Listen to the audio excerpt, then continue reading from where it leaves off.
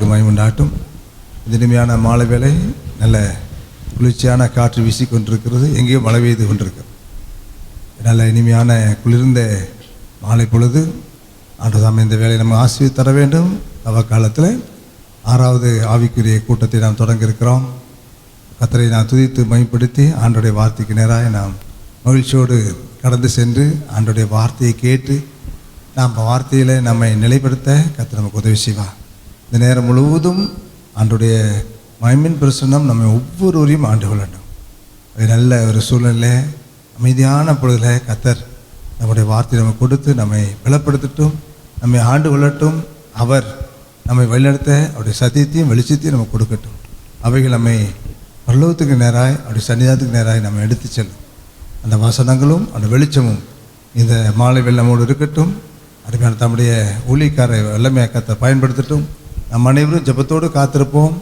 கத்தை நம்ம ஒவ்வொரு ஆசிரிப்பார். வந்திருக்கிறவங்க அனைவரையும் ஆண்டோடைய நாமத்தில் நான் வாழ்த்தி வரவேற்கிறேன்.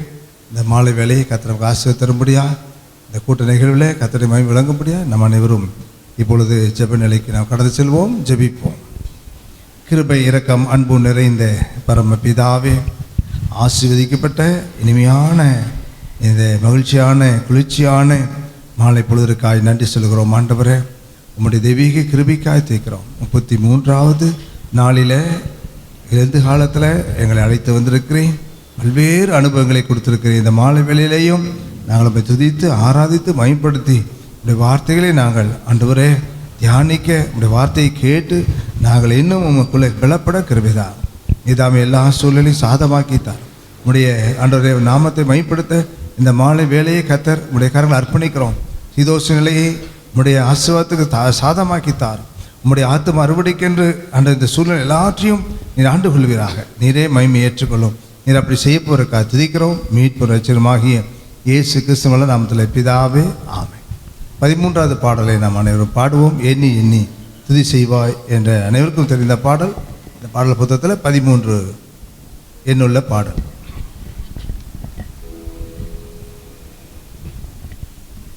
எண்ணி எண்ணி துதி செய்வாய் என்னில் அடங்காத கிருபைக்காய் என்றும் தாங்கும் தம்புயமே இன்ப இயேசுவின் நாமமே என்றும் தாங்கும் தம்புயமே இன்ப இயேசுவின் நாமமே எண்ணி எண்ணி துதி செய்வாய் உன்னை நோக்கும் எதிரியின்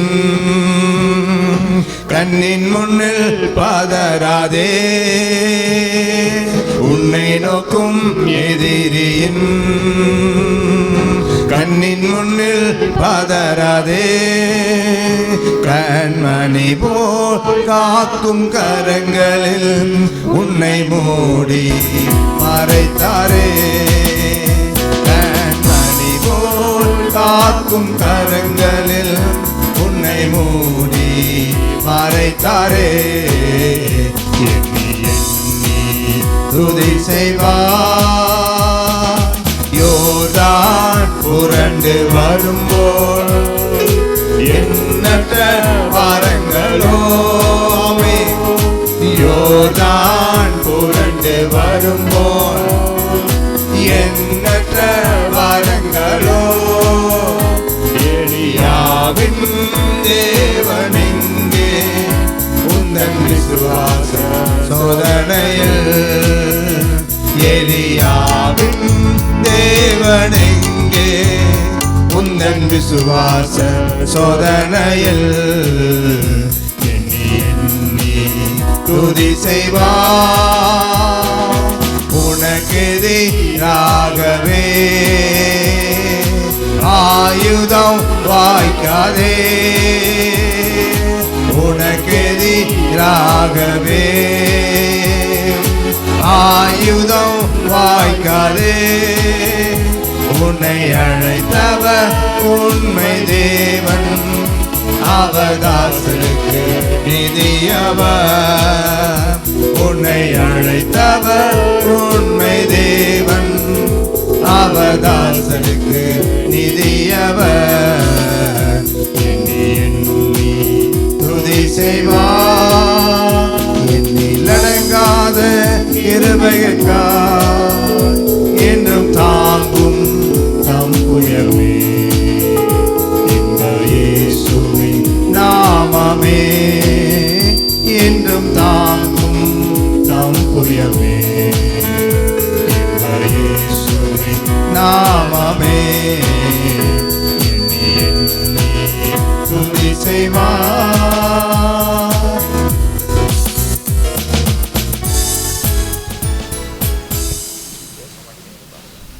வாழ்க்கையின் பல்வேறு ஆழங்கள் நமக்கு இருக்கிறது. பிரயாணத்தில் நாம் இருக்கிறோம். அவை நம்முடைய பிரயாணத்தை கர்த்தர் கூட இருந்து வழிநடத்துகிறவர். அந்த பிரயாணத்தில் தேவனுடைய கிருபையை நாம் கண்டு வருகிறோம். அது விதமான ஒரு விசுவாச பிரயாணத்தில் நாம் இருக்கிறோம். பிரயாணத்தில் கர்த்தர் நம்மோடு இருக்கிறார். அந்த பந்தயத்தில் அந்த ஓட்டத்தை நான் தொடர்ந்து ஓடுவதற்கு ஆண்டவர் பலன் தர வேண்டும் என்று ஒரு பாடலை நான் பாடப்போகிறோம். பிரைஸ்கா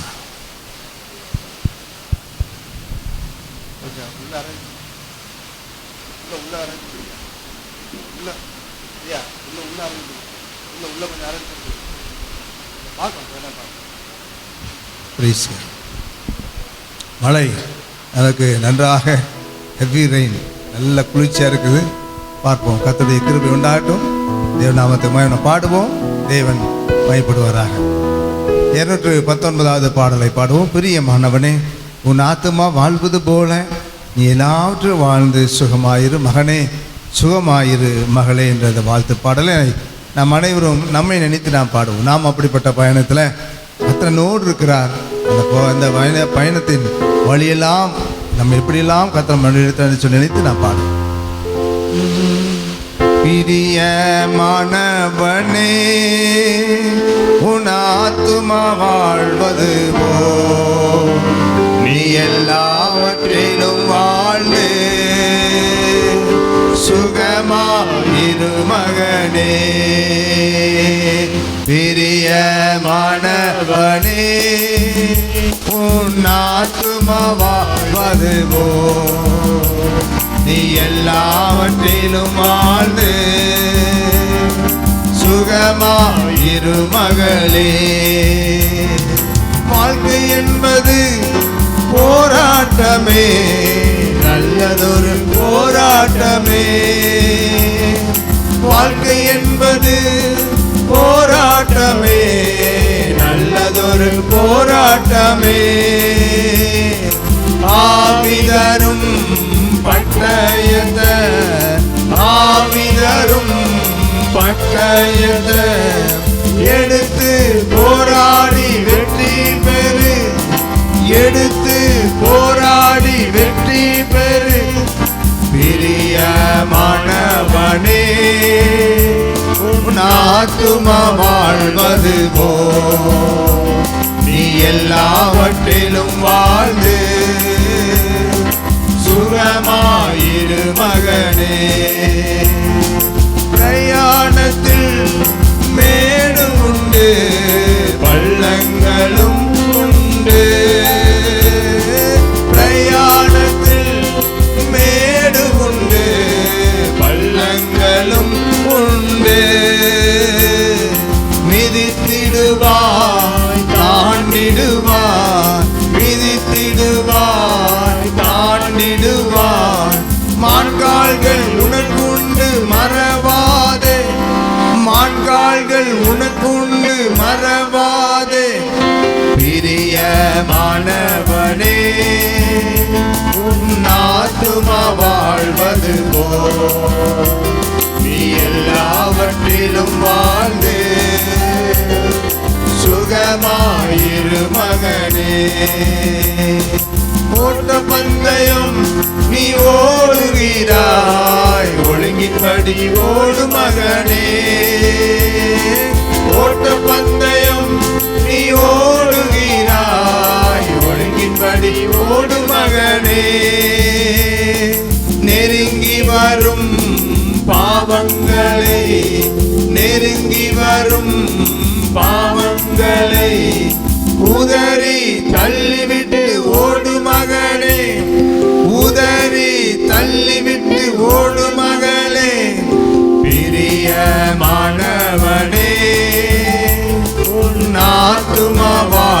வாழ்ந்தது போ நீ எல்லாவற்றிலும் வாழ்ந்து சுகமாயிரு மகனே. அல்லேலூயா. ஆமென் ஆமென் ஆமென். அல்லேலூயா. ஸ்தோத்திரம் ஸ்தோத்திரம். 231வது பாடல் நாம் பாடுவோம். தம் கிருபை பெரிதல்லோ என்ற பாடல் 231.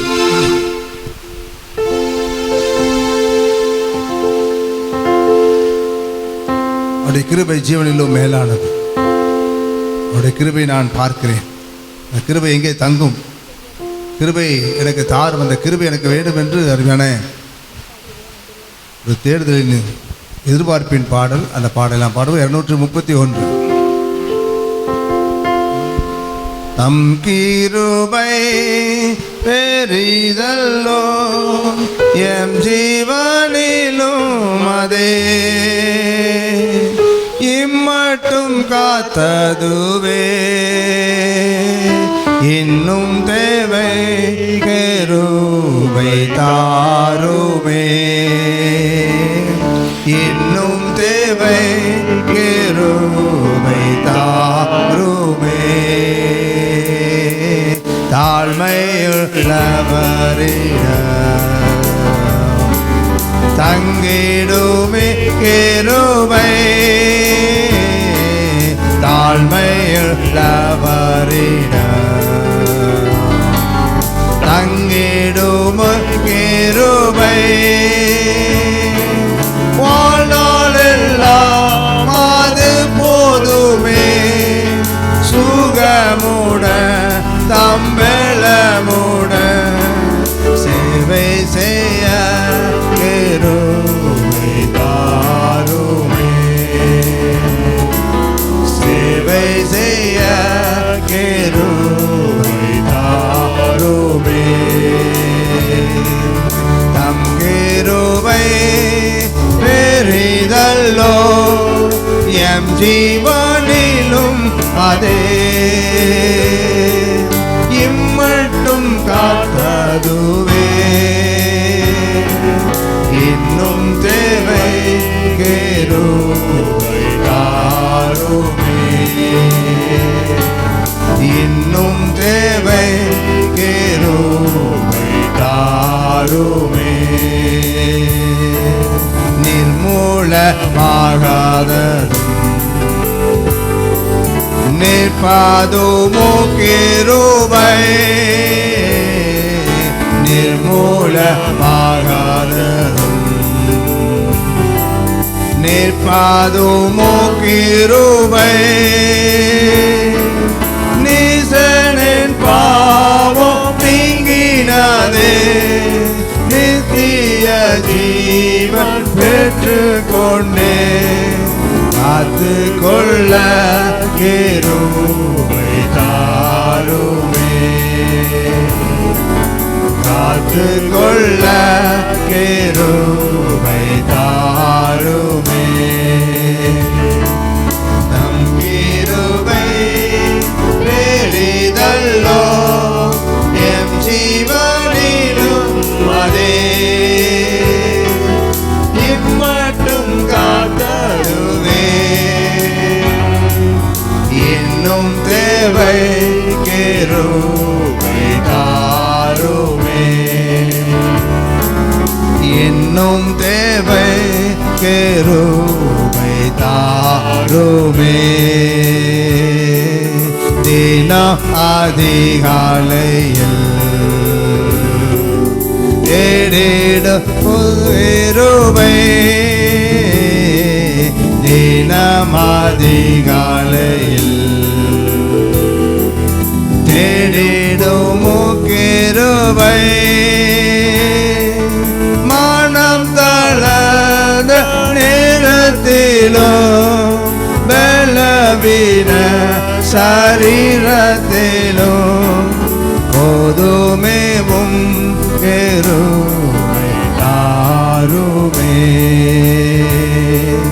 போதுமேவும் கிருபை தாருமே தம் கிருபை பெரிதல்லோ எம்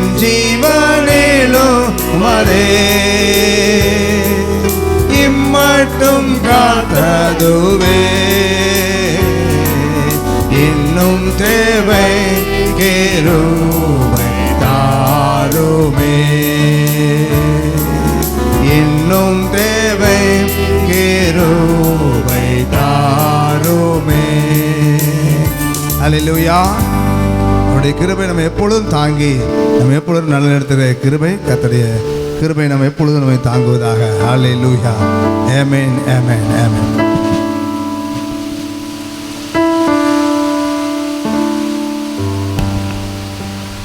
நல்ல மழை, ஹெவி ரெயின் ஆரம்பிச்சிச்சு. பார்ப்போம்.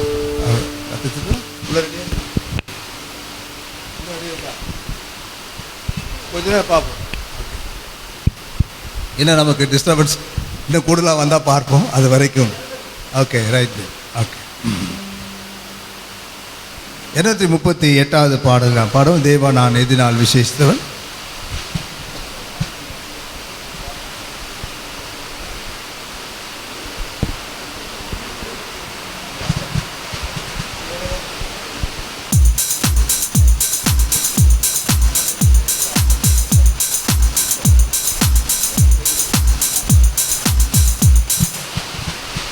ஓகே. தேவா நான் எதினால் விசேஷித்தவன் 238வது பாட்டு.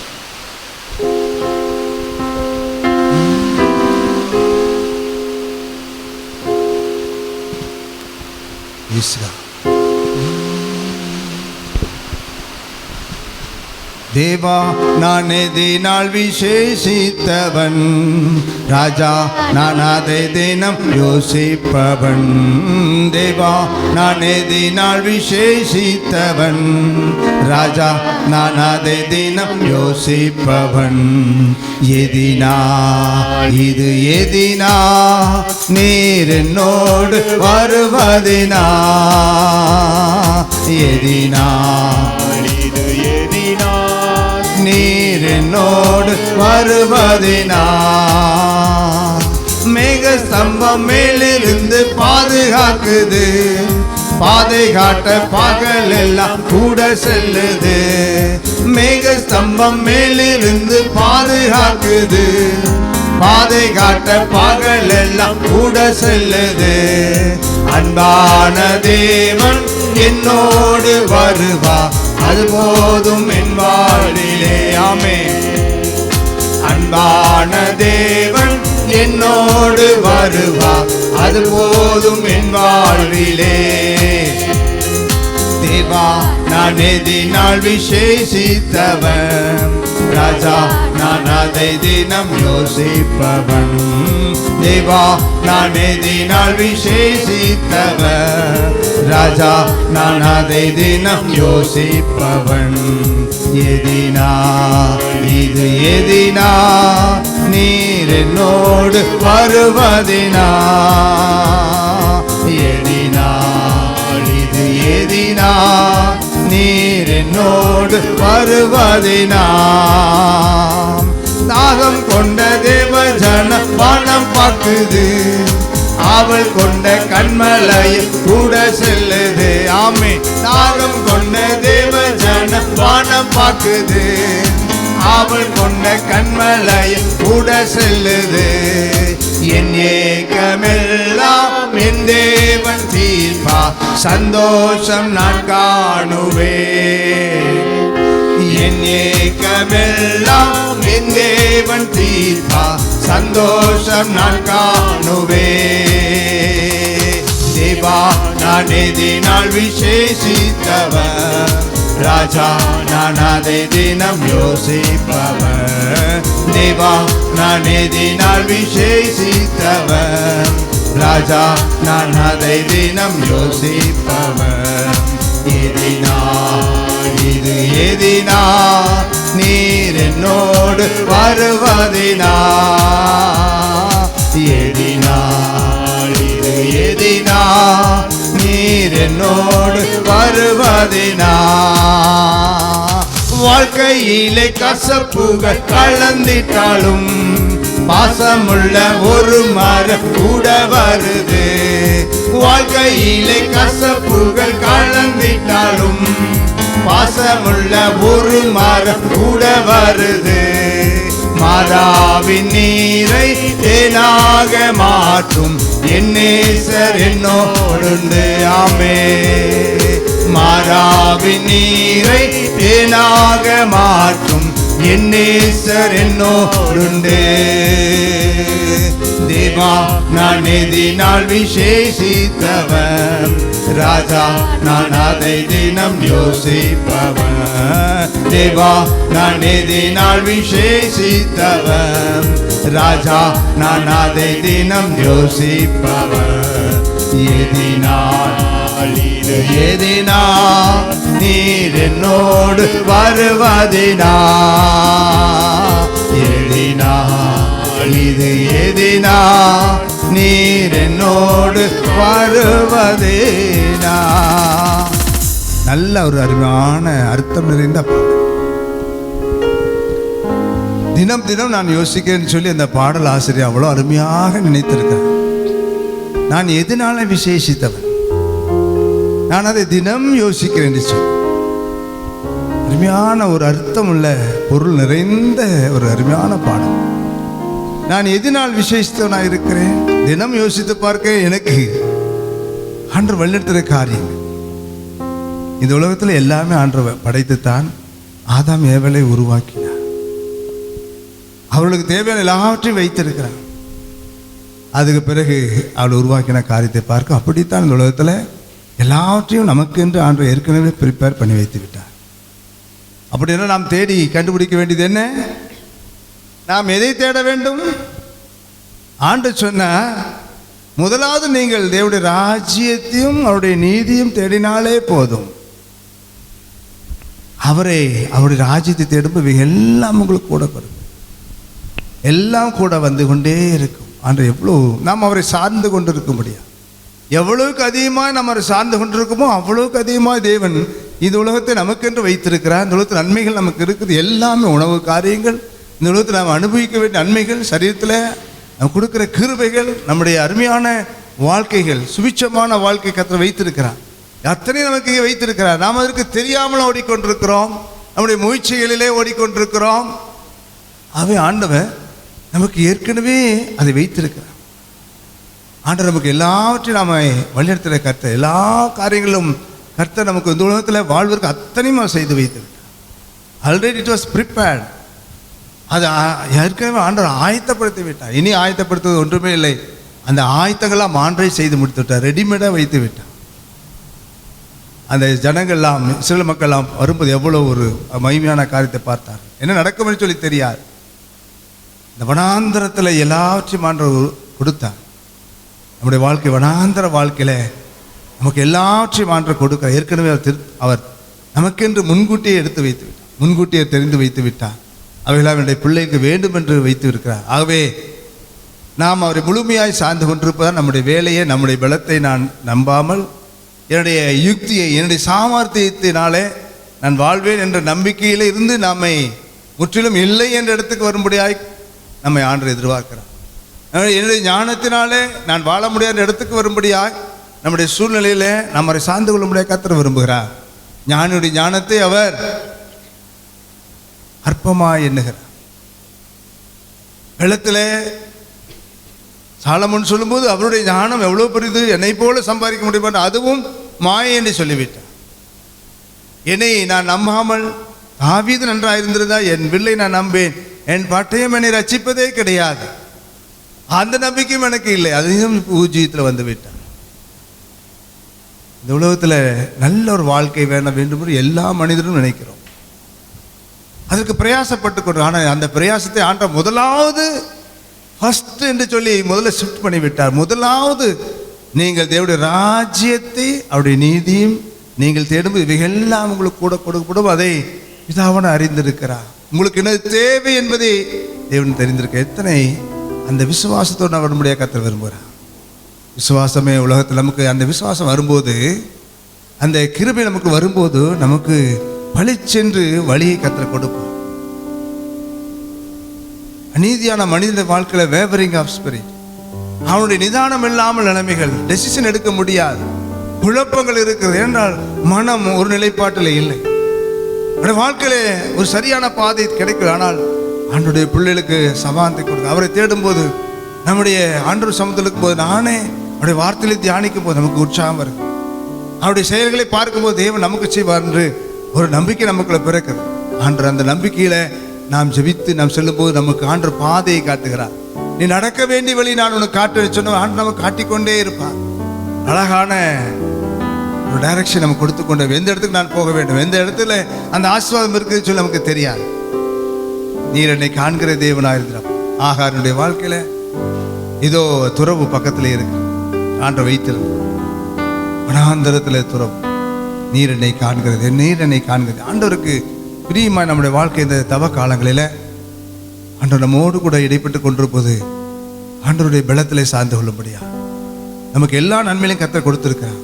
இந்த விசுவாச பாதையில நாம் சென்று கொள்ளும்படியா, தேவன் நம்பும்படியா, அவருடைய வார்த்தையை நம்பும்படியா, அவருக்கு மகிமையை செலுத்தும்படியா, அவரை நான் பரீட்சிக்க மாட்டேன், என் தேவன் நல்லவராகவே இருக்கிறார், என் வாழ்க்கையில் ஆண்டவரை நான் பரீட்சிக்க மாட்டேன் என்று தீர்மானம் நமக்கு வேண்டும்.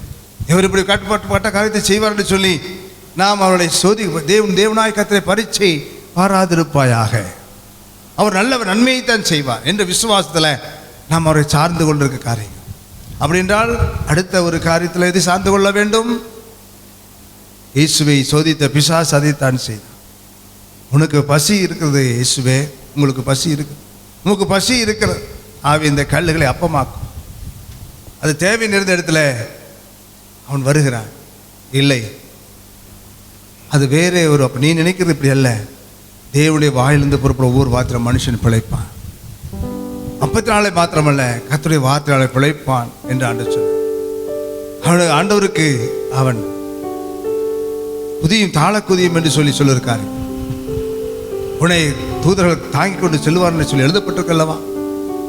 ஆண்டவர் சொல்ல, உன் தேவனாய் கர்த்தரை பரீட்சை வராதிருப்பாயாக, உன் தேவனாய் கர்த்தரை பரீட்சை வராதிருப்பாயாக.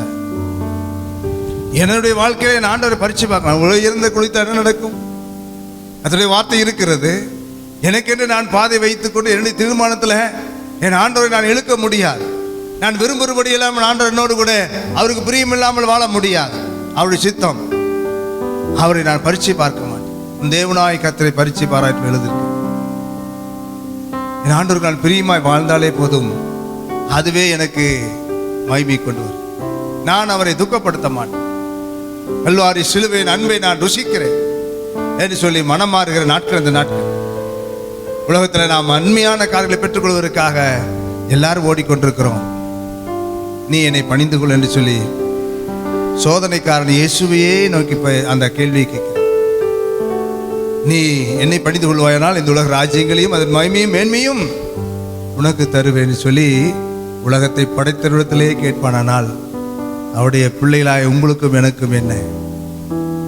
மகனே மகளே, இந்த காட்சியில் எப்படியாவது நான் வாழ வேண்டும், மரியாதையோடு மதிப்போடு இந்த உலகத்தில் நான் வாழ வேண்டும், எனக்கு நேர்மையான பாதையை தான் ஆண்டு வைத்திருக்காரு சொல்லி கிறிஸ்தவர்கள் அநேக போராட்ட மத்தியில் வாழ்ந்து கொண்டிருக்கிறோம். நம்முடைய வாழ்க்கையில நியாயத்தை, உண்மையை நாம் கடைபிடித்திருக்கிறோம். ஆண்டு சொன்னார், நாம் கடைபிடித்து கொண்டே நம்ம என்ன செய்ய வேண்டும் தெரியுமா? உலக ராஜ்யங்களின் மேன்மையை ஆண்டவர் சொல்லிவிட்டார். ஆண்டவர் சரியாக சொல்லிவிட்டார். இந்த உலக ராஜ்யங்கள் மேன்மையை நீ எனக்கு கொடுக்க வேண்டாம், நீ எனக்கு கொடுக்க வேண்டாம். உன் தேவனாய் கர்த்தரை மட்டும் பணிந்து கொள்வாயா, நீ அவர் ஒருவருக்கு ஆராய்ச்சி செய்து அவரையே நீ பணிந்து கொள்வாயா என்று இயேசு ஆண்டவர் பதிலளித்தார். அதுதான் நம்முடைய பதிலாக இருக்கு. அவர் நமக்கு பாதை வைத்து விட்டு நாம் அவரை பரிசிக்க கூடாது. ஏன்னா நன்மையை தான் தருவார். அதில் ஆண்டவருடைய வார்த்தையை நான் என்னுடைய வாழ்க்கையில், என்னுடைய பசி, என்னுடைய வாழ்க்கையை வாழ்வதற்காக என் ஆண்டவருடைய வார்த்தையை நான் நம்பி அவர் எனக்கு போதுமான, அவர் விசுவாசித்தால் போகும்போது உங்களுக்கு வேலை வாய்ப்புகள், நன்மைகள் உண்டாகும். தேவன் நமக்கு ஏற்ற வேலை கொடுப்பார். இந்த உலக ராஜ்யங்களுக்குரிய மேன்மையை நீங்களும் நானும் பெற வேண்டும் என்றால் நம்முடைய தேவனாய் கர்த்தரை முழு மனதில் ஆராதிக்க. அல்லேலூயா சொல்லுங்க, அல்லேலூயா. ஆராதனை வீரனுக்கு ப்ரமோஷன் உண்டு. நாம் உலகப்புற நன்மைகள் மேன்மைகள் உருவாக வேண்டும் என்றால் அந்த ஆண்டவராக இயேசுக்கு சொன்ன அந்த வார்த்தை தான் அதுக்குள்ளே மறைந்திருக்கிறது. உலக ராஜ்யங்கள் மேன்மையும் அதனுடைய மகத்துவத்தையும் வேண்டும் என்று சொன்னால் ஆண்டவர் சொன்னார், உங்களையும் என்னையும் தேடி ராஜா நம்மை அலங்கரிக்கிற இடம் எது தெரியுமா? உன் தேவனாய் கர்த்தரை பணிந்து கொண்டு அவர் ஒருவருக்கே ஆராதனை செய்ய. அல்லேலூயா சொல்லுங்க. ஆராதனை செய்ய பழகிட்டீங்கன்னா உங்களுக்கு எல்லாம் தேடி வரும். அல்லேலூயா சொல்லுங்க. ஆராதனையில் பிரியம், நீங்கள் பிரியப்படுறீங்களா? ஏதோ சண்டே சர்வீஸில் வர்றது அந்த ஆராதனை மாத்திரமல்ல, உங்கள் வீடுகளிலே ஆராதிக்க வேண்டும். உன் நேரங்களில் கையை உயர்த்தி ஆராதிக்க வேண்டிய யார் பார்த்தாலும் என்ன உள்ளத்தில் துதிச்சுட்டே இருங்க, என் தேவனை மதிப்படுத்திட்டே இருங்க. ஆராதனைக்குரிய மகனாக மாறும்போது உலக ராஜ்யங்கள் கரத்தில் வரும். உலகத்தின் நன்மைகளை கத்தர் கொண்டு வந்து சேர்ப்பா. ஆராதனை வீரனுக்கு ப்ரமோஷன் அருமையான பக்தன் தெரிந்து வைத்திருக்கிறார். நன்றாக கத்தரை ஆராதிக்கிற நாட்களாக இந்த லெந்து காலத்தை பயன்படுத்தி கொள்ளுங்க. வாழ்க்கை முழுவதும் நீங்கள் ஆராதிக்க ஆரம்பிங்க. கத்தர் நல்லவர், அவர் போதும் என்று சொல்லி ஆராதிக்கிற பிள்ளைகளாக நீங்கள் எப்பொழுது மாறுகிறீர்களோ உங்களை ஆண்டவர் ஆராதிக்க செய்கிற இடத்துக்கு நீங்கள் வந்து விட்டால் அது உங்களுக்குள்ளே மகிமையான காரியத்தை கொண்டு வரும். அந்த விதமாய் கத்திரம் ஒவ்வொரு ஆசிரியக்கட்டும். தேவா, நான் இது நாள் விசேஷித்தவன் என்று சொல்லி நான் பாடினோம் அல்லவா? அந்த பாடலை முதல் சரணத்தை மீண்டும் பாடுவோம். மேகஸ்தம்பம் மேலிருந்து பாதுகாக்குதப்பா, பாதுகாட்ட பகலெல்லாம் நீர் கூட நீர் அந்த மேகத்தை கொடுக்கிறேன், இரவேளையிலும் எங்களுக்கு பாதுகாப்பு கொடுக்கிறேன் என்று சொல்லி அந்த பாடலை இந்த முதல் வரியை ஸ்டான்ஸா மட்டும் பாடுவோம். மேகஸ்தம்பம் மேலிருந்து பாதுகாக்குது, பாதை காட்ட பகல் எல்லாம் கூட செல்லுது. மேகஸ்தம்பம் மேலிருந்து பாதுகாக்குது, பாதை காட்ட பகல் எல்லாம் கூட செல்லுது. அன்பான தேவன் என்னோடு வருவார், அது போதும் என் வாழ்விலே. அன்பான தேவன் என்னோடு வருவார், அது போதும் என் வாழ்விலே. தேவா, நான் எதினால் விசேஷித்தவன், ராஜா நான் அதை தினம் யோசிப்பவன். தேவா, நான் எதினால் விசேஷித்தவன், ராஜா நான் அதை தினம் யோசிப்பவன். இது எதினா நீர் என்னோடு வருவதினா, எதினா இது எதினா நீர் என்னோடு வருவதினா. அல்லேலூயா. கர்த்தர் நல்லவராக இருக்கிறார். அவர் நம்மோடு வந்து பெரிய காரியம் செய்கிறார். அவருடைய நாமம் அதிசயமானது. அவர் நமக்காக அவர் எல்லாவற்றையும் செய்வார். தேவ தூதரை வைத்திருக்கிறார். சேனைகளின் கர்த்தர் அவர். நம்முடைய தூதர்களுக்கு கட்டளையிடுவார். உன் பாத கல்லில் அவர்கள் ஓடி வருவார்.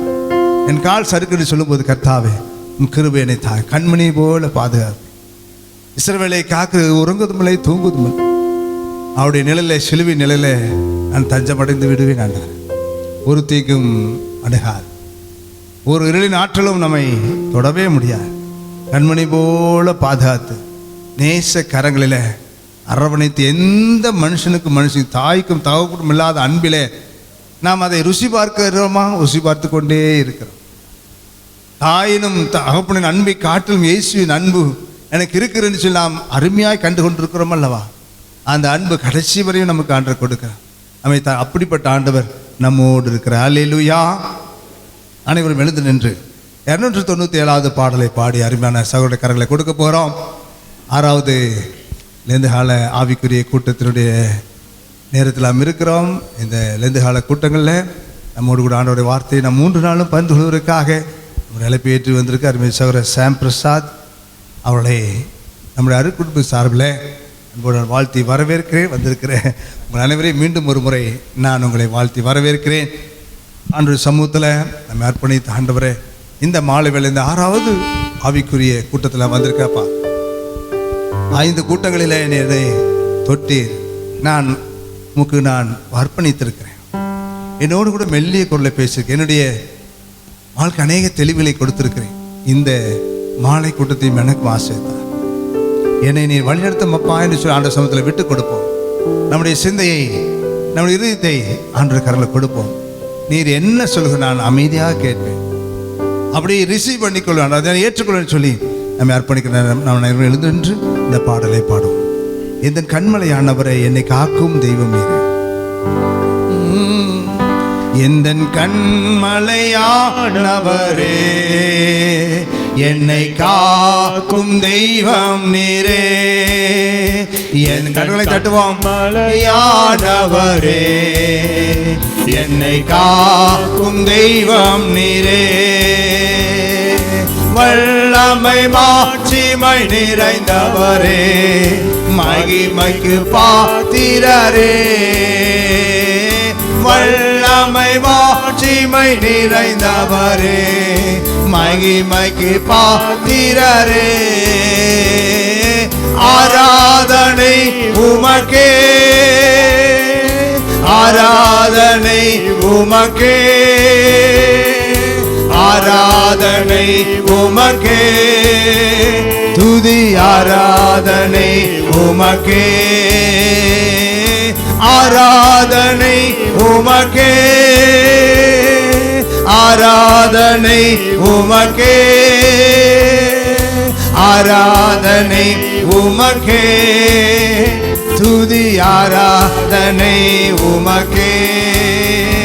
உந்தன் சிறகுகளின் நிழலில் என்றென்றும் மகிழ செய்தி. உந்தன் சிறகுகளின் நிழலில் என்றென்றும் மகிழ செய்தி. தூயவரே என் துணையாளரே, துதிக்கு பாத்திரரே. தூயவரே என் துணையாளரே, துதிக்கு பாத்திரரே. ஆராதனை உமக்கே, ஆராதனை உமக்கே, ஆராதனை உமக்கே.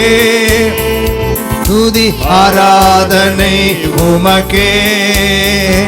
எந்தன் பலவீன நேரங்களில் உம் கிருபை தந்தீரையா. எந்தன் பலவீன நேரங்களில் ஆமென் உம் கிருபை தந்தீரையா. இயேசு ராஜா என் பலனானே, எதற்கும் பயமில்லையே.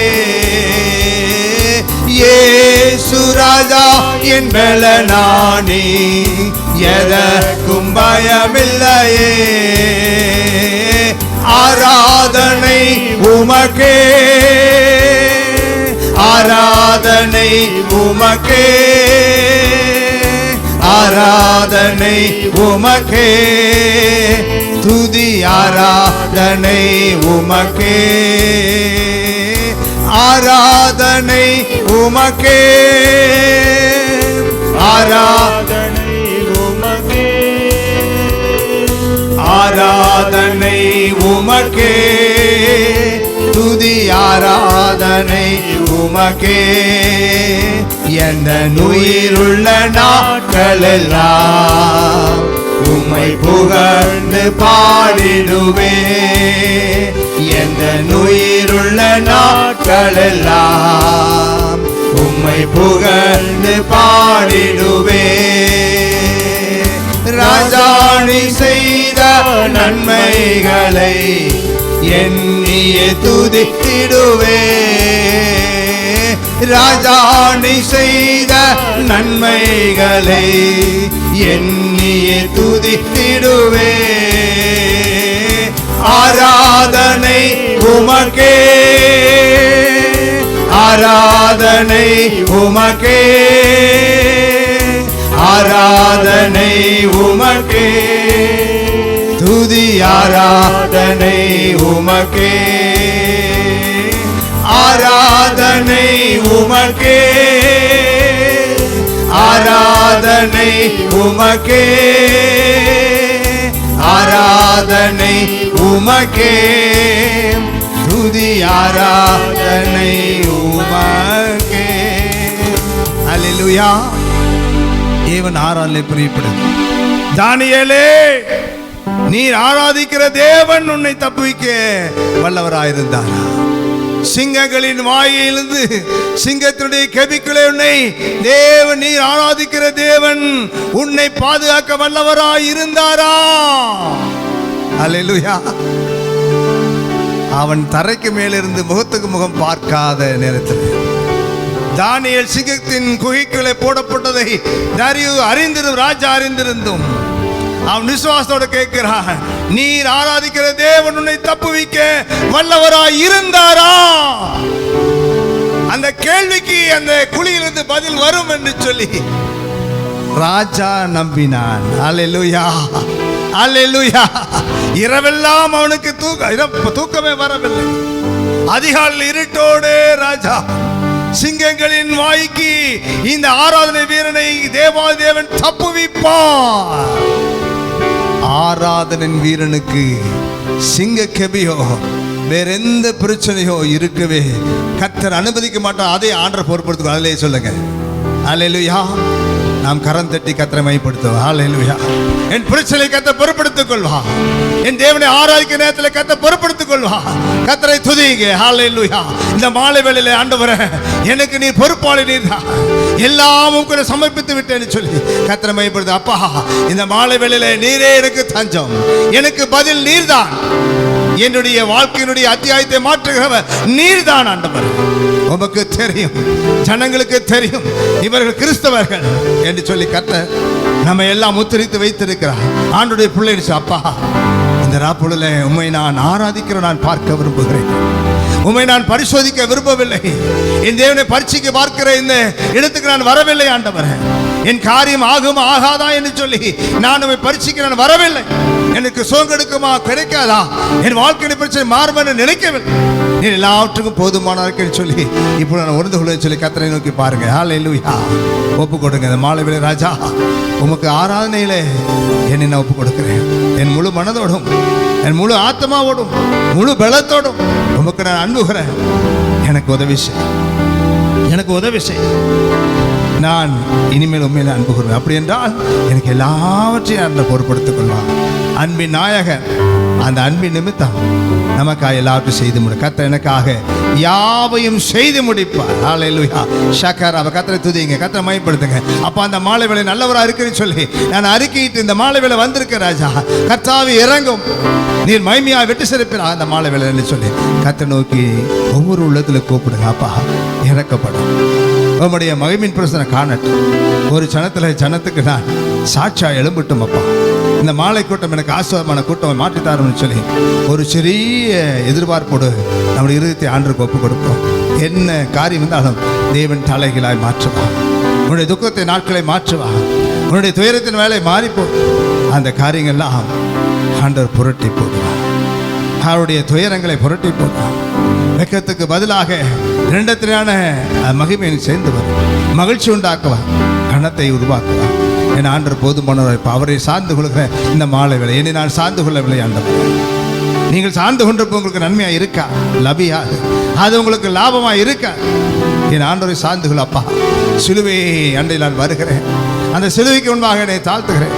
உமையே நான் சார்ந்து கொள்ளுன்னு சொல்லி சிறு பிள்ளை போல மாறி அப்பா நீங்க இறங்கும் என்று சொல்லி ஜெபம் பண்ணுவோம். அல்லேலூயா.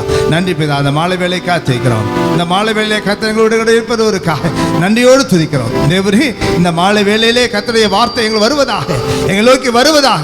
மழை ஆண்டவர் ஏராளமாய் நீ கொடுத்து மழையில் ஆண்டவரை அந்த நிலத்தை நீர் நனைத்து அதிலே முளை கிளம்பி வரும்படியாக நீ அலுவலகம் செய்கிறது போல நம்முடைய வார்த்தைகளுக்கு ஆசீர்வாதத்தை கொண்டு வரட்டப்பா. அப்படி நடத்தும் இந்த மாலை கூட்டத்தை ஆசீர்வதியும். அதுக்கு எங்கள் ஒவ்வொருவரையும் அருமையான நம்முடைய தாசன் எங்களுக்கு ஆசீர்வதித்தார். நாமத்தை மயப்படுத்த மீட்பரட்சம் இயேசுக்கு சொல்லலாம். பிதாவே ஆமென். Praise God. அமர்வோம். Praise God. இப்பொழுது அருமை சகோதரர் சாம் பிரசாத் அவர்களை அன்றைய வார்த்தையை கொண்டு வரும்படி அன்பு நான் அழைக்கிறேன்.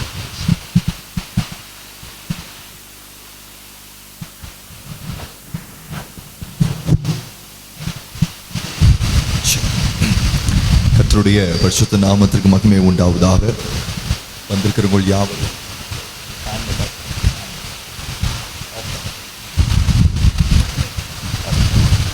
இயேசு கிறிஸ்துவின் நாமத்தினாலே வாழ்த்துகிறேன்.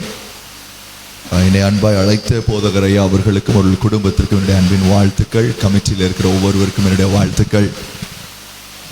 நல்லா இருக்கீங்களா? நல்லா இருக்கீங்களா? உங்களை மறுபடியும் பார்க்குறதுல ரொம்ப சந்தோஷம். கேட்குதா நான் பேசுகிறது? ஆனால் எனக்கு ஒன்றும் கேட்கல. சரி பரவாயில்ல. ஆண்டவர் மழையை கொடுத்து நம்மளை ஆசீர்வதிக்கிறார். ரொம்ப வெயில் இன்னைக்குல, நல்ல குளிர்ச்சியாக ஆண்டவர் மழையை கொடுத்துருக்கிறார். சந்தோஷம். சரி, இருக்கிற இடங்களில் கண்களை மூடி நாம் செபிப்போம்.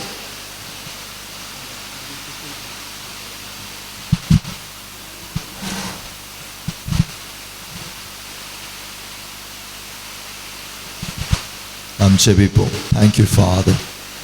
ராஜா, உமக்கு நன்றி, உங்க இரக்கத்திற்கு நன்றி, உங்க கிருபைக்காக நன்றி. ஆண்டவரே, இந்த நாட்களில் தேவன் எங்களோடு இடைப்பட்டு கொண்டே வருகிறீர். ஒவ்வொரு பிள்ளைகளின் மூலமா இந்த லெந்து நாட்களிலும் தேவனுடைய பாடுகளையும் நாங்கள் தியானித்து கொண்டிருக்கிற இந்த நாட்களிலே கர்த்தர் எங்களுடைய இருதயங்களை நீர் ஆயத்தமாக்கி கொண்டே இருக்கிறபடியால் உமக்கு ஸ்தோத்திரம். ஆண்டவரே, இந்த 3 நாட்களையும் தேவன் எங்களுக்கு ஆசீர்வதித்து கொடுக்க போகிறதற்காக ஸ்தோத்திரம். இன்றைக்கும் கூட ஆண்டவரே, நாங்கள் உங்களுடைய சமூகத்திற்கு வந்திருக்கிறோம்.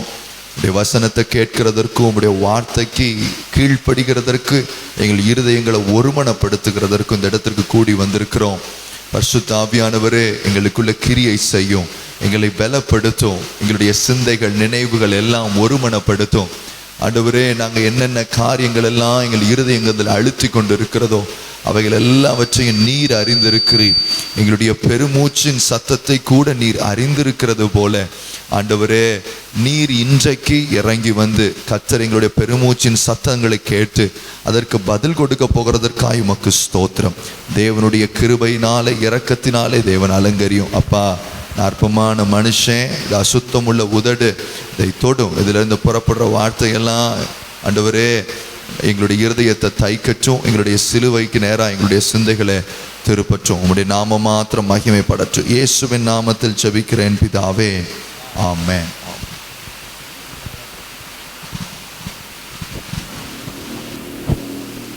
Check check. ஒரே ஒரு வசனத்தை கூட வாசிப்போம். அது 1 பேதுருவின் புஸ்தகம் 5ஆம் அதிகாரம் 10வது வசனம்.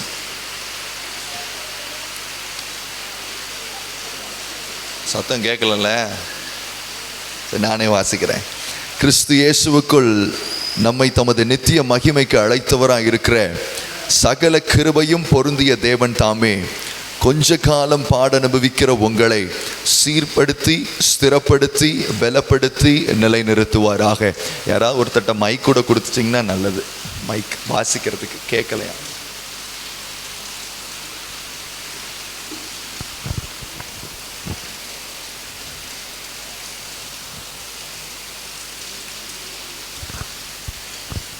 பேதுரு அழகான ஒரு வார்த்தையை சொல்றாருங்க. என்ன?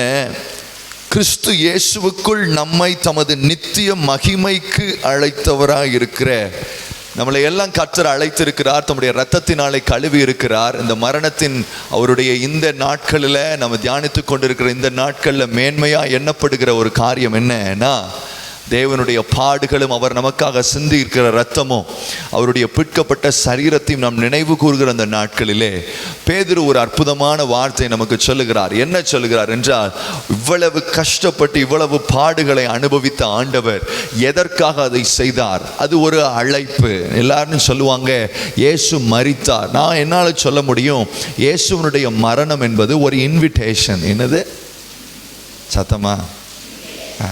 ஒரு இன்விடேஷன். எப்படி ஒரு திருமணத்திற்கு நாம் ஒரு இன்விடேஷன் வைப்போமோ, இல்லை நம்ம வீட்டில் இருக்கிற ஒரு நல்ல காரியத்திற்கு ஒரு இன்விடேஷன் வைப்போமோ, நம்ம வீட்டுக்கு ஒரு பால் காய்ப்பே நடக்குதுன்னா அந்த வீட்டுக்கு வர சொல்லி எப்படி சொந்தக்காரங்களுக்கு போய் ஒரு இன்விடேஷன் வைப்போமோ, அப்படி ஒரு இன்விடேஷன் தான் யாருடைய இன்விடேஷன்னா இயேசுவனுடைய சிலுவையின் மரணம். ஆனால் என்ன வித்தியாசம் அப்படின்னு சொன்னால், நம்மளோட அடிக்கிற இன்விடேஷன்லாம் ரொம்ப அழகாக இருக்கும். எப்படி இருக்கும் சொல்லுங்க? ரொம்ப பியூட்டிஃபுல்லாக இருக்கும். நல்லா அழகாக எழுதியிருப்போம், நல்ல காஸ்ட்லியான கார்டு வாங்கியிருப்போம். அதில் எவ்வளவு அப்படி பார்த்தோன்னா வாவ் அப்படின்னு சொல்கிற மாதிரி அந்த கார்டு இருக்கிறதுக்கு என்னென்னலாம் செய்ய முடியுமோ அது எல்லாவற்றையும் நாம் செய்வோம். அழைப்புதல். ஆனால் இயேசு கிறிஸ்து பிதா இயேசுவை கொண்டு கொடுத்த அந்த அழைப்புதல் அழகா இல்லை, ரொம்ப அசிங்கமாக இருந்துச்சு. எப்படி இருந்துச்சு? எப்படி இருந்துச்சு? பக்கத்தில் கைப்பிடிச்சு சொல்லுங்க. பிதா உங்களுக்கு கொடுத்த அழைப்புதல், சத்தமா, பிதா உங்களுக்கு கொடுத்த அழைப்புதல் ரொம்ப ஆடம்பரமா இல்லை, ரொம்ப அழகா இல்லை, ரொம்ப பார்த்தவன பிரமாதமா இல்லை, அந்த அழைப்புதல் எப்படி இருந்துச்சுன்னா, அழகும் இல்லாம, ரூபமும் இல்லாம, சௌந்தரியமும் இல்லாம, பிற்கப்பட்ட சரீரத்தோடு இரத்தத்தோடு ஒரு அழைப்புதல் ஆண்டவர் என்ன செய்தாரா? உங்களுக்கு என்ன செஞ்சாரு? யாராவது அப்படி ஒரு அழைப்புதல் கொடுத்து பார்த்துருக்கிறீங்களா? ஆனால் நம்ம ஆண்டவர் அந்த அழைப்புதலை கொடுத்ததற்கு காரணம் என்னன்னா, ஒன்றும் இல்லை, ஒருத்தருடைய தரம், ஒருத்தருடைய பணபலம்னு வச்சுக்கோங்க. எதை? பணபலத்தை நீங்கள் எதில் கண்டுபிடிக்கலாம்னா, இன்விடேஷன்லேயே கண்டுபிடிச்சிடலாம். எதில் கண்டுபிடிச்சிடலாம்? கரெக்டா? நம்ம குடும்பத்தினுடைய வெயிட்டு எவ்வளவு பைசா நம்மக்கிட்ட இருக்குங்கிறத, கல்யாணம் எவ்வளவு செலவில் நடக்க போகுதுங்கிறத இன்விடேஷன்லேயே என்ன செஞ்சிடலாம் நம்ம. உண்மையா இல்லையா? உண்மைதானே? இன்விடேஷன்ல என்ன பண்ணிடலாம்? கண்டுபிடிச்சிடலாம். அப்போ இந்த இன்விடேஷன்ல என்ன இருந்துச்சுன்னா, ரத்தமோ பிற்கப்பட்ட சரீரமோ எந்த மனுஷனும் செய்ய முடியாத அளவுக்கு இருந்த ஒரு இன்விடேஷன். அப்படின்னா இந்த உலகத்துல ஒருத்தராலையும் இப்படி ஒரு இன்விடேஷன் என்ன செய்ய முடியாது. ஆண்டவர் அந்த இன்விடேஷனை கொடுத்ததற்கு காரணம் என்ன தெரியுமா? உங்களை என்னையும் ஏதோ கொஞ்ச நேரம் கல்யாண வீட்டுக்கு வந்து சாப்பிட்டுட்டு விருந்து எடுத்துட்டு போயிட்டு அதுலேயும் அந்த 1000 குத்தம் சொல்லிட்டு இருக்கிறதுக்கு கூப்பிடலை. எதுக்காக உங்களை என்னை அழைச்சிருக்கிறார் என்றால், நித்திய மகிமைக்காக நம்மை அழைத்திருக்கிறார். எதற்காக அழைத்திருக்கிறார்? அதனால தான் இயேசுவனுடைய மரணத்திற்கு அவ்வளவு வேல்யூ. பக்கத்தில் 2 திருடங்களும் அவரை போலவே அடிக்கப்பட்டாங்க, அவனுக்கு ஒரு வேல்யூ இல்லை. ஆனால் இயேசு கிறிஸ்துவனுடைய மரணத்திற்கு ஏன் இவ்வளவு வேல்யூ என்னன்னா, அது ஒரு அழைப்புதல். தம்முடைய பிள்ளைகளுக்கு, இந்த உலகத்தில் இருக்கிற ஒவ்வொரு பிள்ளைகளுக்கும் அது ஒரு இன்விடேஷன். அந்த இன்விடேஷனை ஏற்றுக்கொண்டவர்களாய் நம்மளை பார்த்து ஆண்டவர் சொல்லுகிறார், அந்த இன்விடேஷனை நான் எதுக்காக உங்களுக்கு கொடுத்தேன் தெரியுமா? பிரச்சனை என்ன தெரியுமா? அந்த இன்விடேஷனை நம்ம வாங்கிட்டு நாம நினைக்கிறோம் நம்மளை எதுக்காக தெய்வம் அழைச்சிருக்கிறாருன்னா, நல்ல காரு, நல்ல வீடு, நல்ல பங்களா, நல்ல ஆஸ்தி, நல்ல சம்பத்து, நல்ல பேங்க்ல ஒரு பெரிய பேலன்ஸு, பீரோல லாக்கர்ல நல்ல தங்க நகைகள்லாம் வச்சு அதுக்காக ஆண்டவர் நம்ம என்ன செய்திருக்கிறார்? அனித்தியத்துக்காக இவ்வளவு பெரிய இன்விடேஷன் இல்லை. பக்கத்தில் கைப்பிடிச்சு சொல்லுங்க, அனித்தியத்துக்காக இவ்வளவு பெரிய இன்விடேஷன் இல்லை, நித்தியத்துக்காக தான் இவ்வளவு பெரிய இன்விடேஷன். என்னதான் நம்ம அம்பானி வீட்டு கல்யாணமா இருந்தாலும் இன்விடேஷன் அடிச்சாலும் கல்யாணம் 2 மணி நேரத்தில் முடிஞ்சு என்ன செய்யணும்? சாப்பிட்டதெல்லாம் செமிக்கிறதுக்கு ஒரு 2 மணி நேரம்னு வச்சுக்கோங்க. செமிச்சு என்ன செஞ்சிடும்? எக்ஸிட் ஆகணும். அவ்வளோதான் அதுக்கு மதிப்பு. நீங்கள் எவ்வளோ கோடி ரூபா கொடுத்து அடித்தாலும் அந்த கல்யாணத்துக்கும் அந்த இன்விடேஷனுக்கும் அந்த சாப்பிட்ட சாப்பாடுக்கும் மதிப்பு எவ்வளோ நேரம்னா, இந்த வயிறில் டைஜஸ்ட் ஆகிற வரைக்கும் தான்.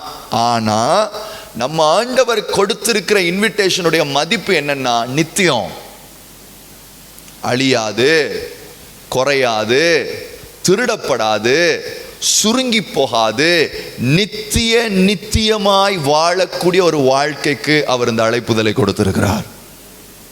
There is a value.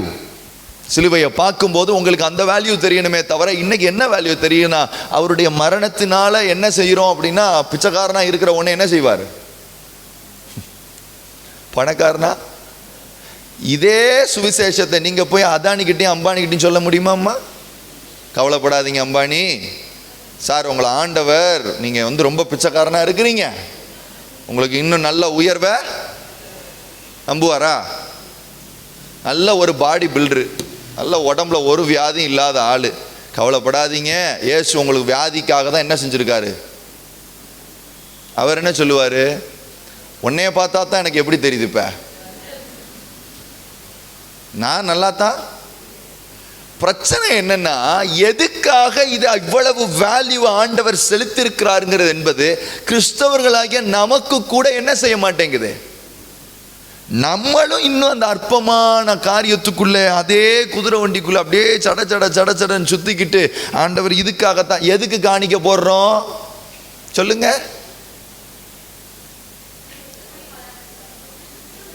எப்படி போட்டீங்க பாருங்க. காணிக்க கொடுத்தா அவர் என்ன செய்வாரு?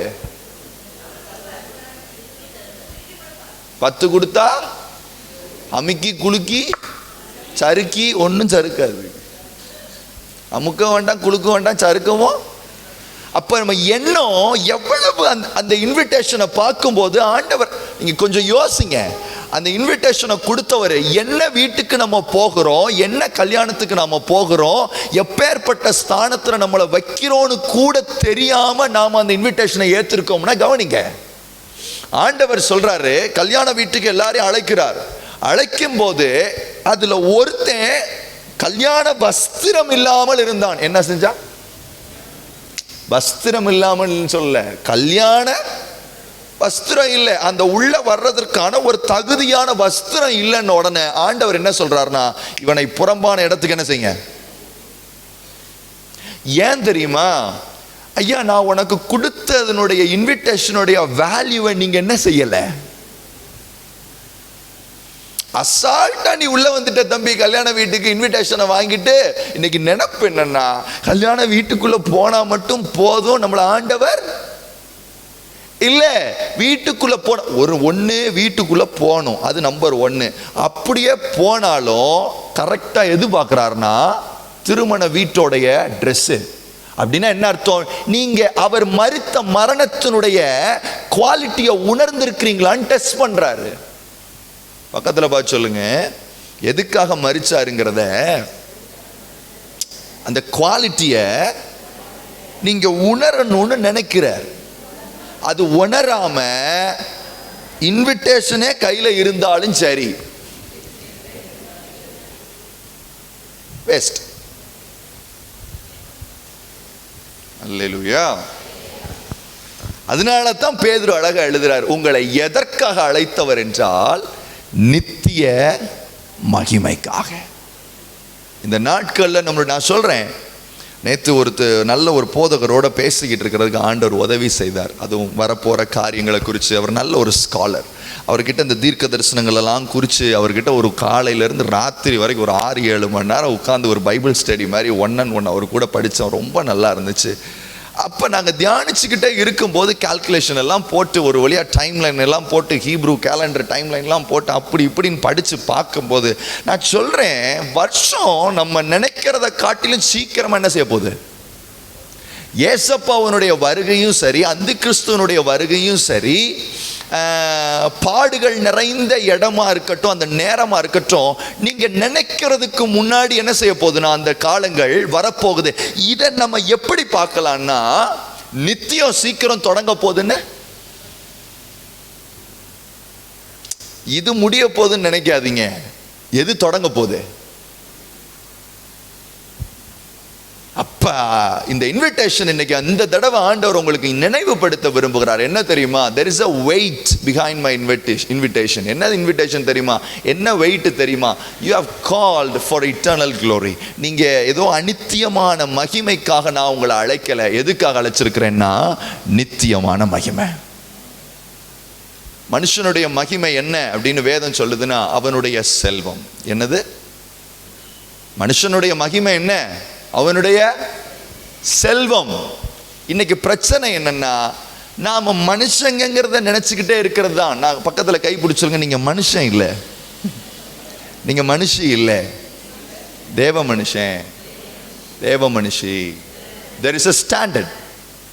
சும்மா எதுக்கு எடுத்தாலும் அவன் வீடு வாங்கினா நீ வாங்க, நானும் மனுஷன் தானே. யாரா? அவர் பேங்க்ல சேர்த்தாருன்னா நானும் சேர்க்கிறேன். எதுக்கு? நானும் மனுஷன். அவர் கெட்ட வார்த்தை பேசினா நான் யாரா? இல்லை. நீங்க யாருன்னா தேவ மனுஷன், தேவ மனுஷி. இந்த ஸ்டாண்டர்டை சிலுவையை பார்க்கும்போது உணரணுமா? சிலுவையை தியானிக்கும் போது இந்த ஸ்டாண்டர்ட் உங்க தலைக்குள்ள வரணுமா? அதனால தான் பேதுரு எழுதுறார், எதற்காக உங்களை அழைத்தார் என்றால் நித்திய மகிமைக்காக. சொல்லிட்டு சொல்றாரு, அழைத்தவராயிருக்கிற சகல கிருபையும் பொருந்திய தேவன் தாமே. பக்கத்துல பார்த்து சொல்லுங்க, சகல கிருபை, பரிபூரணமான கிருபை, குறைவற்ற கிருபை, வற்றி போகாத கிருபை, அந்த இன்விடேஷனுக்குள்ள என்ன இருக்கு தெரியுமா? ஒரு பியூட்டி என்னன்னா, அந்த இன்விடேஷனை வாங்கிக்கிட்டு வர்ற வரைக்கும், எதுக்கு வர்ற வரைக்கும்? கல்யாண வீட்டுக்கு வர்ற வரைக்கும், அப்ரூவ் ஆகிற வரைக்கும், உங்களை எடப்பட்ட நாட்கள்ல தாங்குகிறதற்கு எல்லா மகிமையும் பொருந்திய அவருடைய இரக்கம் உங்களோட இருக்குமா? இதோட அதனால தான் பைபிள் அழகா சொல்லுது, அவருடைய பரிபூரணத்தினாலே நாம் கிருபையின் மீது கிருபை பெறுகிறோம். யாருடைய பரிபூரணம்? அவருடைய. அப்படின்னா என்ன அர்த்தம்? அந்த இன்விடேஷனை கையில வாங்கிக்கிட்டாலே உங்களுக்கு கூட ஒரு அடிஷ்னலா ஒன்று வருது. என்ன வருது தெரியுமா? பரிபூரணமான கிருபை, உங்களை தாங்குகிற கிருபை. எப்படி பவுலடிகளார் ஜபிச்சு ஜபிச்சு அந்த முள்ளு உள்ள கொடுக்கப்பட்டிருந்தாலும் அவர் சொல்றாரு, என் கிருபை உனக்கு போதும். அடுத்து என்னுடைய பலவீனத்துல அவருடைய பலன் என்ன செய்யும்? பூரணமாய். அப்படின்னா இந்த இன்விடேஷனை வாங்கிக்கிட்டு அந்த நித்தியத்துக்கு நேரா, அந்த வீட்டுக்கு நேரா நடந்து போகிற உங்களை, அந்த திருமண வீட்டுக்கு நடந்து போய்கிட்டு இருக்கிற உங்களுக்கு நிறைய பாடுகள், நிறைய போராட்டங்கள், பலவீனங்கள், இந்த உலகத்தின் காரியங்கள் எல்லாம் சூழ்ந்து நிற்கும் பொழுது அவர் சொல்றாரு, கவலைப்படாத, இந்த இன்விடேஷனோட கூட சேர்ந்து இன்னொன்னையும் சேர்த்திருக்கிறேன். என்ன தெரியுமா? கிருபை. எல்லாவற்றையும் மேற்கொள்ள வைக்கிற தேவ கிருபை. நான் தான் சொல்லுவேன், கிருபைங்கிறது உபதேசம் இல்லை, அது ஒரு வல்லமை. பக்கத்துல பார்த்து சொல்லுங்க, கிருபைங்கிறது அது உபதேசம் இல்லை, அது வல்லமை. It's a power of God. பிரச்சனை என்ன தெரியுமா? நீங்களும் நான் அதை உபதேசமா பார்த்து பார்த்து தான் கடைசி வரைக்கும் அந்த வெயிட்டை பார்க்காமையே போறோம். அதனால தான் பவுல் எழுதும் போது என்ன எழுதுறாருன்னா, என் கிருபை உனக்கு போதும். அப்படின்னா என்ன அர்த்தம்? என் உபதேசம் உனக்கு போதும்னு அர்த்தம் இல்லை. உன்னுடைய பலவீனத்தில் என்னுடைய பலன் பூரணமாய் விளங்கும். அப்படின்னா கிருபைக்கு அர்த்தம் என்ன தெரியுமா? தேவ பலன் அர்த்தம். In the strength of God. யாருடைய பலன்? யாருடைய பலன்? இந்த இன்விடேஷனை கையில வச்சிருந்தா உங்களுக்கு தூதர்களுடைய பாதுகாப்பு உண்டு. பக்கத்தில் பார்த்து, இன்விடேஷனை கையில் வச்சிருந்தா தூதர்களுடைய பாதுகாப்பு உண்டு, பரிசுத்த ஆவியானவருடைய துணை உண்டு, கிறிஸ்துவனுடைய இரக்கம் உண்டு, பிதாவினுடைய அன்பு உங்களுக்கு உண்டு. எதனால? இந்த இன்விடேஷன் வச்சிருக்கிறதுனால. இப்ப இந்த இன்விடேஷனை வச்சுக்கிட்டு, எந்த இன்விடேஷனு? பிதாவினுடைய அன்பை வாங்கிறது, அடுத்து தேவத்துடைய இரக்கத்தை வாங்கிறது, பரிசுத்த ஆவியானவருடைய பலத்தை வாங்கிக்கிட்டு நாங்க எப்ப கார் வாங்குவோம்? என்ன வாங்குவோம்? எப்ப நாங்க வீடு வாங்குவோம்? எப்ப கல்யாணம் ஆகாத என் பிள்ளைக்கு கல்யாணம்? எப்ப என் பிசினஸ் கூரையை பிச்சுக்கிட்டு? எதை வச்சுக்கிட்டு? வானத்தையும் பூமியும் படைச்ச தெய்வத்துடைய அன்பு, இயேசு கிறிஸ்துவனுடைய பரிபூரணமான கிருபை, பரிசுத்த ஆவியானவருடைய வழி நடத்துதலும் அவருடைய பலத்தையும் வச்சுக்கிட்டு நீங்க யாரு மாதிரி ஜெபம் பண்றீங்கன்னா, அஞ்ஞானிகளை போல. பக்கத்துல கைப்பிடி சொல்லுங்க, இவ்வளவு சூப்பர் பவரை கையில வச்சுக்கிட்டு அஞ்ஞானிகளை போல ஜெபம் பண்றோம். Hallelujah. Grace is a power of God. அது என்ன செய்ய வைக்குது தெரியுமா? இவர் இவ்வளவு நாள் பலவீனம்னு சொல்லிக்கிட்டு இருந்த பவுலடிகளார் இந்த கிருபையை உணர்ந்த உடனே, கிருபையின் வல்லமையை பெற்றுக்கொண்ட உடனே அவர் என்ன சொல்றாருன்னா, என் பலவீனங்களை குறித்து நான் மேன்மை பாராட்டுகிறேன். ஏன்னு சொன்னா, நான் எப்ப எல்லாம் பலவீனனா உணர்றனோ அப்ப எல்லாம் தெய்வத்துடைய பலன் என்னை தாங்கி அவருடைய சித்தத்தை செய்ய வைக்கிறது. இதுதான் லைஃப்.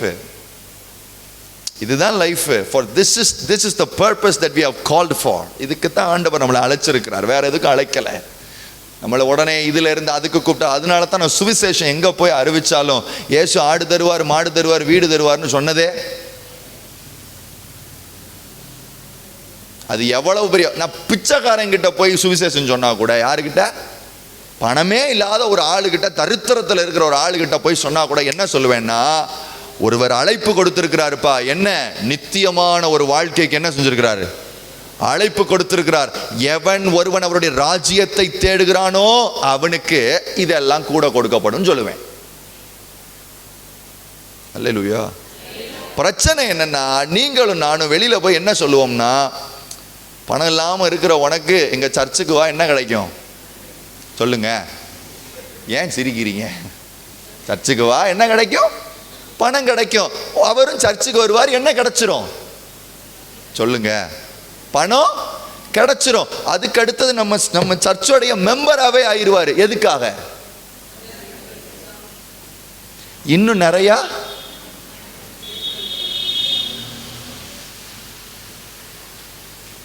ஐயா என் பிள்ளைக்கு வேலையே இல்லாமல் ஒரு மாதிரி வீடே ஒரு மாதிரி இருந்துச்சு. சரி, உடனே நம்ம சொல்லுவோம், எங்கள் சபைக்கு வாங்க, என்ன செய்யும் எல்லாம். நீங்கள் அது தப்பு கிடையாது, தவறுன்னு சொல்லலை. ஆனால் மெயினான கண்டென்ட்டை விட்டுட்டீங்க. எது மெயின் தெரியுமா? உன் ஆத்மா உலகம் முழுசையும் ஆதாயப்படுத்தினாலும் உன் ஆத்மாவை நஷ்டப்படுத்தினா உனக்கு லாபம் என்னையா? That is the primary thing the church has to concentrate. அதுதான் முக்கியம். அதை சொல்லிட்டு இப்படி அழைச்சாதான் ஒருத்தர் வந்தாலும் முத்தா வருவாங்க. பக்கத்தில் சொல்லுங்க, இப்படி கூப்பிட்டா தான் ஒருத்தர் வந்தாலும் முத்து மாதிரி வரும், இல்லாட்டி அது வேற மாதிரி வரும். அல்லேலூயா.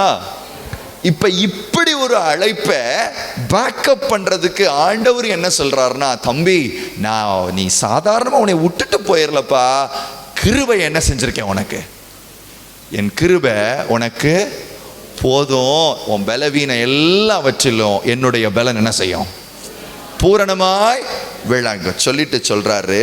இப்படி ஒரு ஆண்டவரை வச்சிருக்கிற நீங்க தானே கொஞ்ச காலம் பாடனுபவிக்கிற உங்களை. பக்கத்தில் பார்த்து சொல்லுங்க, கொஞ்ச காலம். என்ன காலம்? பக்கத்தில் பார்த்து சொல்லுங்க, அப்படியெல்லாம் எதுவும் பாடுன்னு இருக்கா என்ன? படிக்கும் போது நல்லா சூப்பரா படிப்போம். என்னன்னா கொஞ்ச காலம்.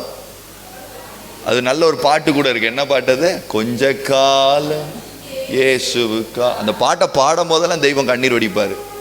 என்ன இப்படி போய் பேசுறாங்க அப்படின்னு. நம்மளுக்கு என்னம்மா பாடு சொல்லுங்க, என்ன பாடு, என்ன பாடு சொல்லுங்க. ஐயோ வீட்டில் பண கஷ்டம், நல்ல பாடு போங்க. வீட்டில் இந்த வீடு கட்டுற இந்த பேஸ்மெண்ட் போட்டிருக்கேன், மேலே எழுப்பி கட்ட முடியல, ஒரே பாடு. பக்கத்தில் பார்த்து சொல்லுங்க, கை பிடிச்சி சொல்லுங்க, இந்த பாடை இயேசு கூட சகிக்கலையாக்கும்.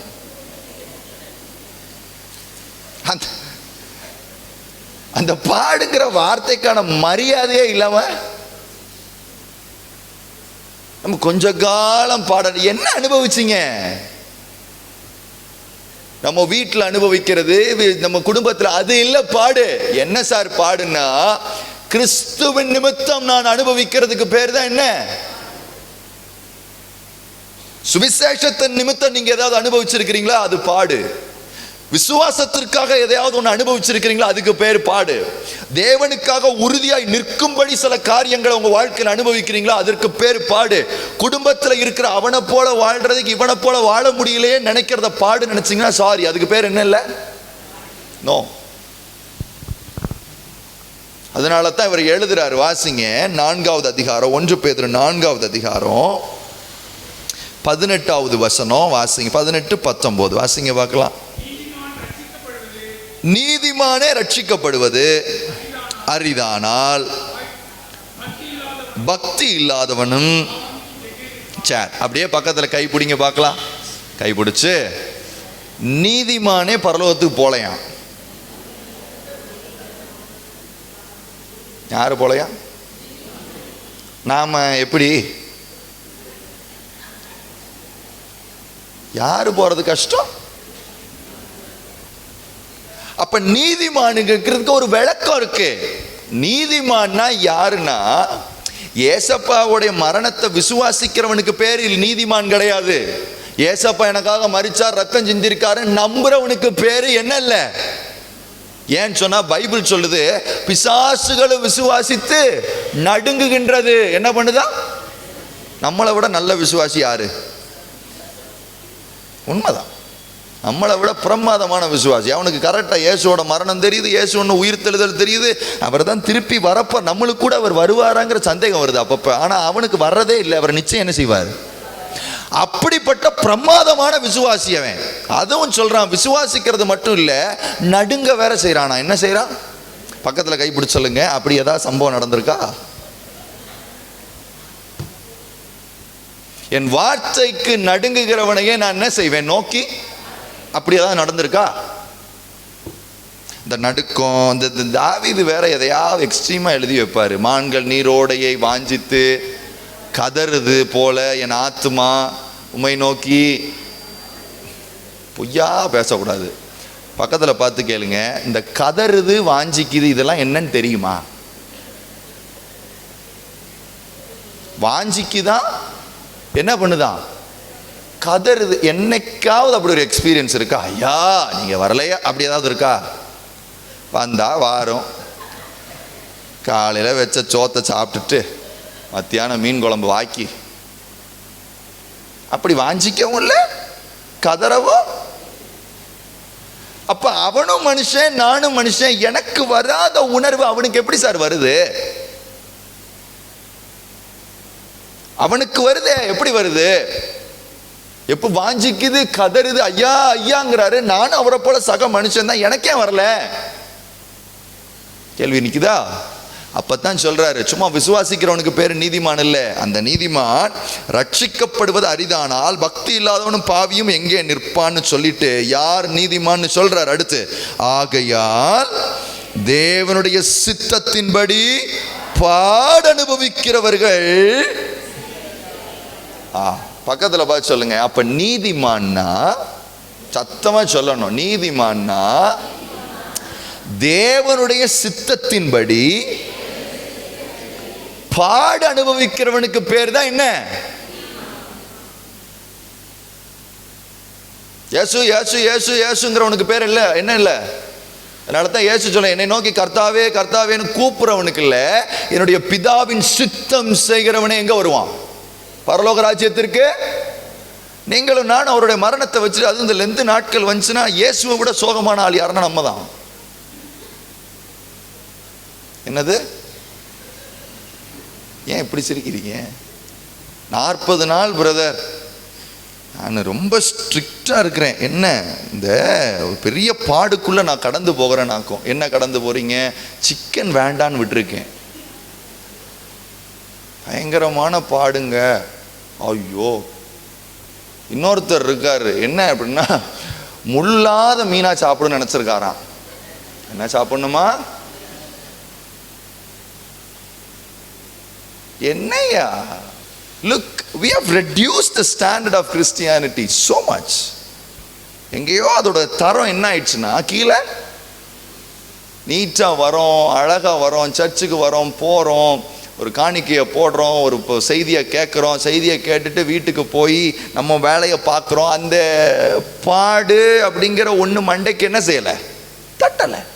அதனால தான் அவர் எழுதுறாரு, தேவனுடைய சித்தத்தின்படி பாட அனுபவிக்கிறவர்கள் நன்மை செய்கிறவர்களாய் தங்கள் ஆத்துமாக்களை உண்மையுள்ள சிருஷ்டிகர்த்தாவாகிய அவருக்கு என்ன செய்யுங்க.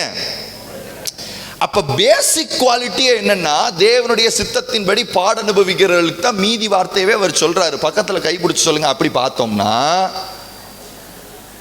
நம்மள அவர் கிறிஸ்டியன் இல்லைங்கிறாரு.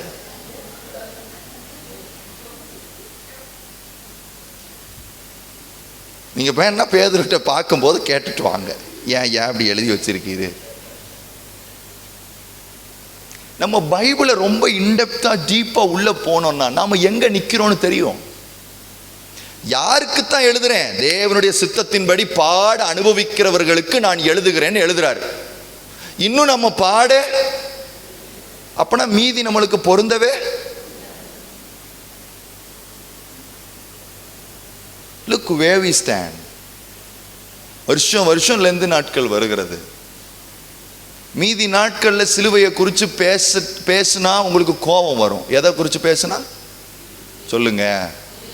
மீதி நாட்கள்ல சிலுவையை குறித்து பேசினா உங்களுக்கு கோபம் வரும். லெந்து நாட்கள்ல சிலுவையை பற்றி பேசாட்டி உங்களுக்கு என்ன வரும்? உங்களை என்ன செய்யலாம் சொல்லு? மீதி நாட்கள்ல சிலுவையை பத்தியோ பாட பத்தியோ வேதனையை பத்தியோ பேசினா உங்களை போல டென்ஷன் படுற ஆளு, ஆனா இந்த 40 நாள் சிலுவையை தாண்டி வேற டாபிக் பேசினா உங்களை போல வைராக்கியமான ஆளையும் பார்க்கவே. சொல்றாரு அழகா, நன்மை செய்கிறவர்களா யாரு? தேவனுடைய சித்தத்தின்படி பாட அனுபவிக்கிறவர்கள் எப்படி இருக்கணுமா? நன்மை செய்கிறவர்களாய் தங்கள் ஆத்துமாக்களை உண்மையுள்ள சிருஷ்டிகர்த்தாவாகி அவருக்கு give unto the hands of God. யாருன்னா சித்தத்தின்படி பாட அனுபவிக்க. இப்படிப்பட்ட உங்களை, மறுபடி வாங்க 5வது அதிகாரம் 10வது வசனம். இப்படி கொஞ்ச காலம் பாட அனுபவிக்கிறவர்கள் எப்படி? தேவனுடைய சித்தத்தின்படி கொஞ்ச காலம். அத சும்மா நம்ம கிராண்டடா என்ன செஞ்சு கூடாது, கொஞ்ச காலம் பாடு கொஞ்ச காலம் பாடு. எப்படி பாடுனா அதுக்கு தான் அந்த விளக்கத்தை கொடுத்தேன். எப்படி நீதிமானுக்கு ஒரு பாடு இருக்கோ அந்த பாடின்படி கொஞ்ச காலம் பாட அனுபவிக்கிற உங்களை, வலது கையை உயர்த்துங்க பார்க்கலாம், எங்களை சீர்படுத்தி ஸ்திரப்படுத்தி பலப்படுத்தி நிலைநிறுத்துவார். அல்லேலூயா. பக்கத்துல சிரிச்சுக்கிட்டே சொல்லுங்க, அப்ப எல்லாருக்கும் கிடையாது. ஒரு வசனம் தான், ஆனா அதனுடைய டெப்த் அதிகம். அதுக்குள்ள பேதுரு எழுதி வச்சிருக்கிற ஆவியானவர் துணையோட எழுதி வச்சிருக்கிறது அதிகம். சும்மா நம்ம பாட்டை மட்டும் பாடுவோம். என்ன பாட்டு சொல்லுங்க? உன்னை சீர்படுத்துவார், ஸ்திரப்படுத்துவார், பலப்படுத்துவார், நிலைநிறுத்துவார். கேட்டுக்கிட்டே நரகத்துக்கு போலாம். என்ன செய்யலாம்? யார?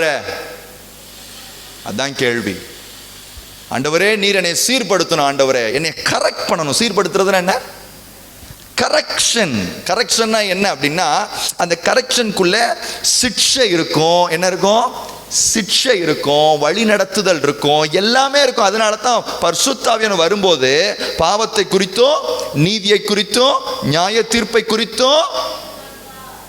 ஒருத்தன் கேட்டானே, நீங்க இயேசுவை அன்பாவே காட்ட மாட்டீங்கன்னா, இயேசுவை இந்த வசனத்திலே தெய்வத்தோட அன்பு இருக்கு. எங்க?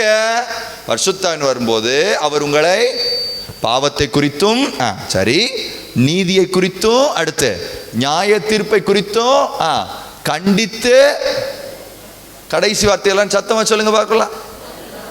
யாரை உணர்த்துவார் தெரியுமா? அன்பு செய்கிறவர்களை. தெய்வம் உங்களுக்கு பாவத்தை குறித்து உணர்த்துறாரா? உங்க மேல அன்பா இருக்காரு அர்த்தம். தெய்வத்தோடைய நீதியை உங்களுக்கு விளக்குறாரா? உங்க மேல அன்பா இருக்காரு அர்த்தம். வரப்போற சம்பளம், மரணத்தினுடைய சம்பளத்தையும் நியாய தீர்ப்பையும் உங்களுக்கு விளக்குறாரா? உங்க மீது அன்பா இருக்கிறார் அர்த்தம். உணர்த்துகிறதுக்கு பேர் தான் என்னன்னா அன்பு. நீங்க என்ன வேணாலும் செய்யுங்க, உங்களை ஆத்துவாரு ஊத்துவாரு தேத்துவாருங்கிறதுக்கு பேர் என்ன? இல்ல, நோ சார்.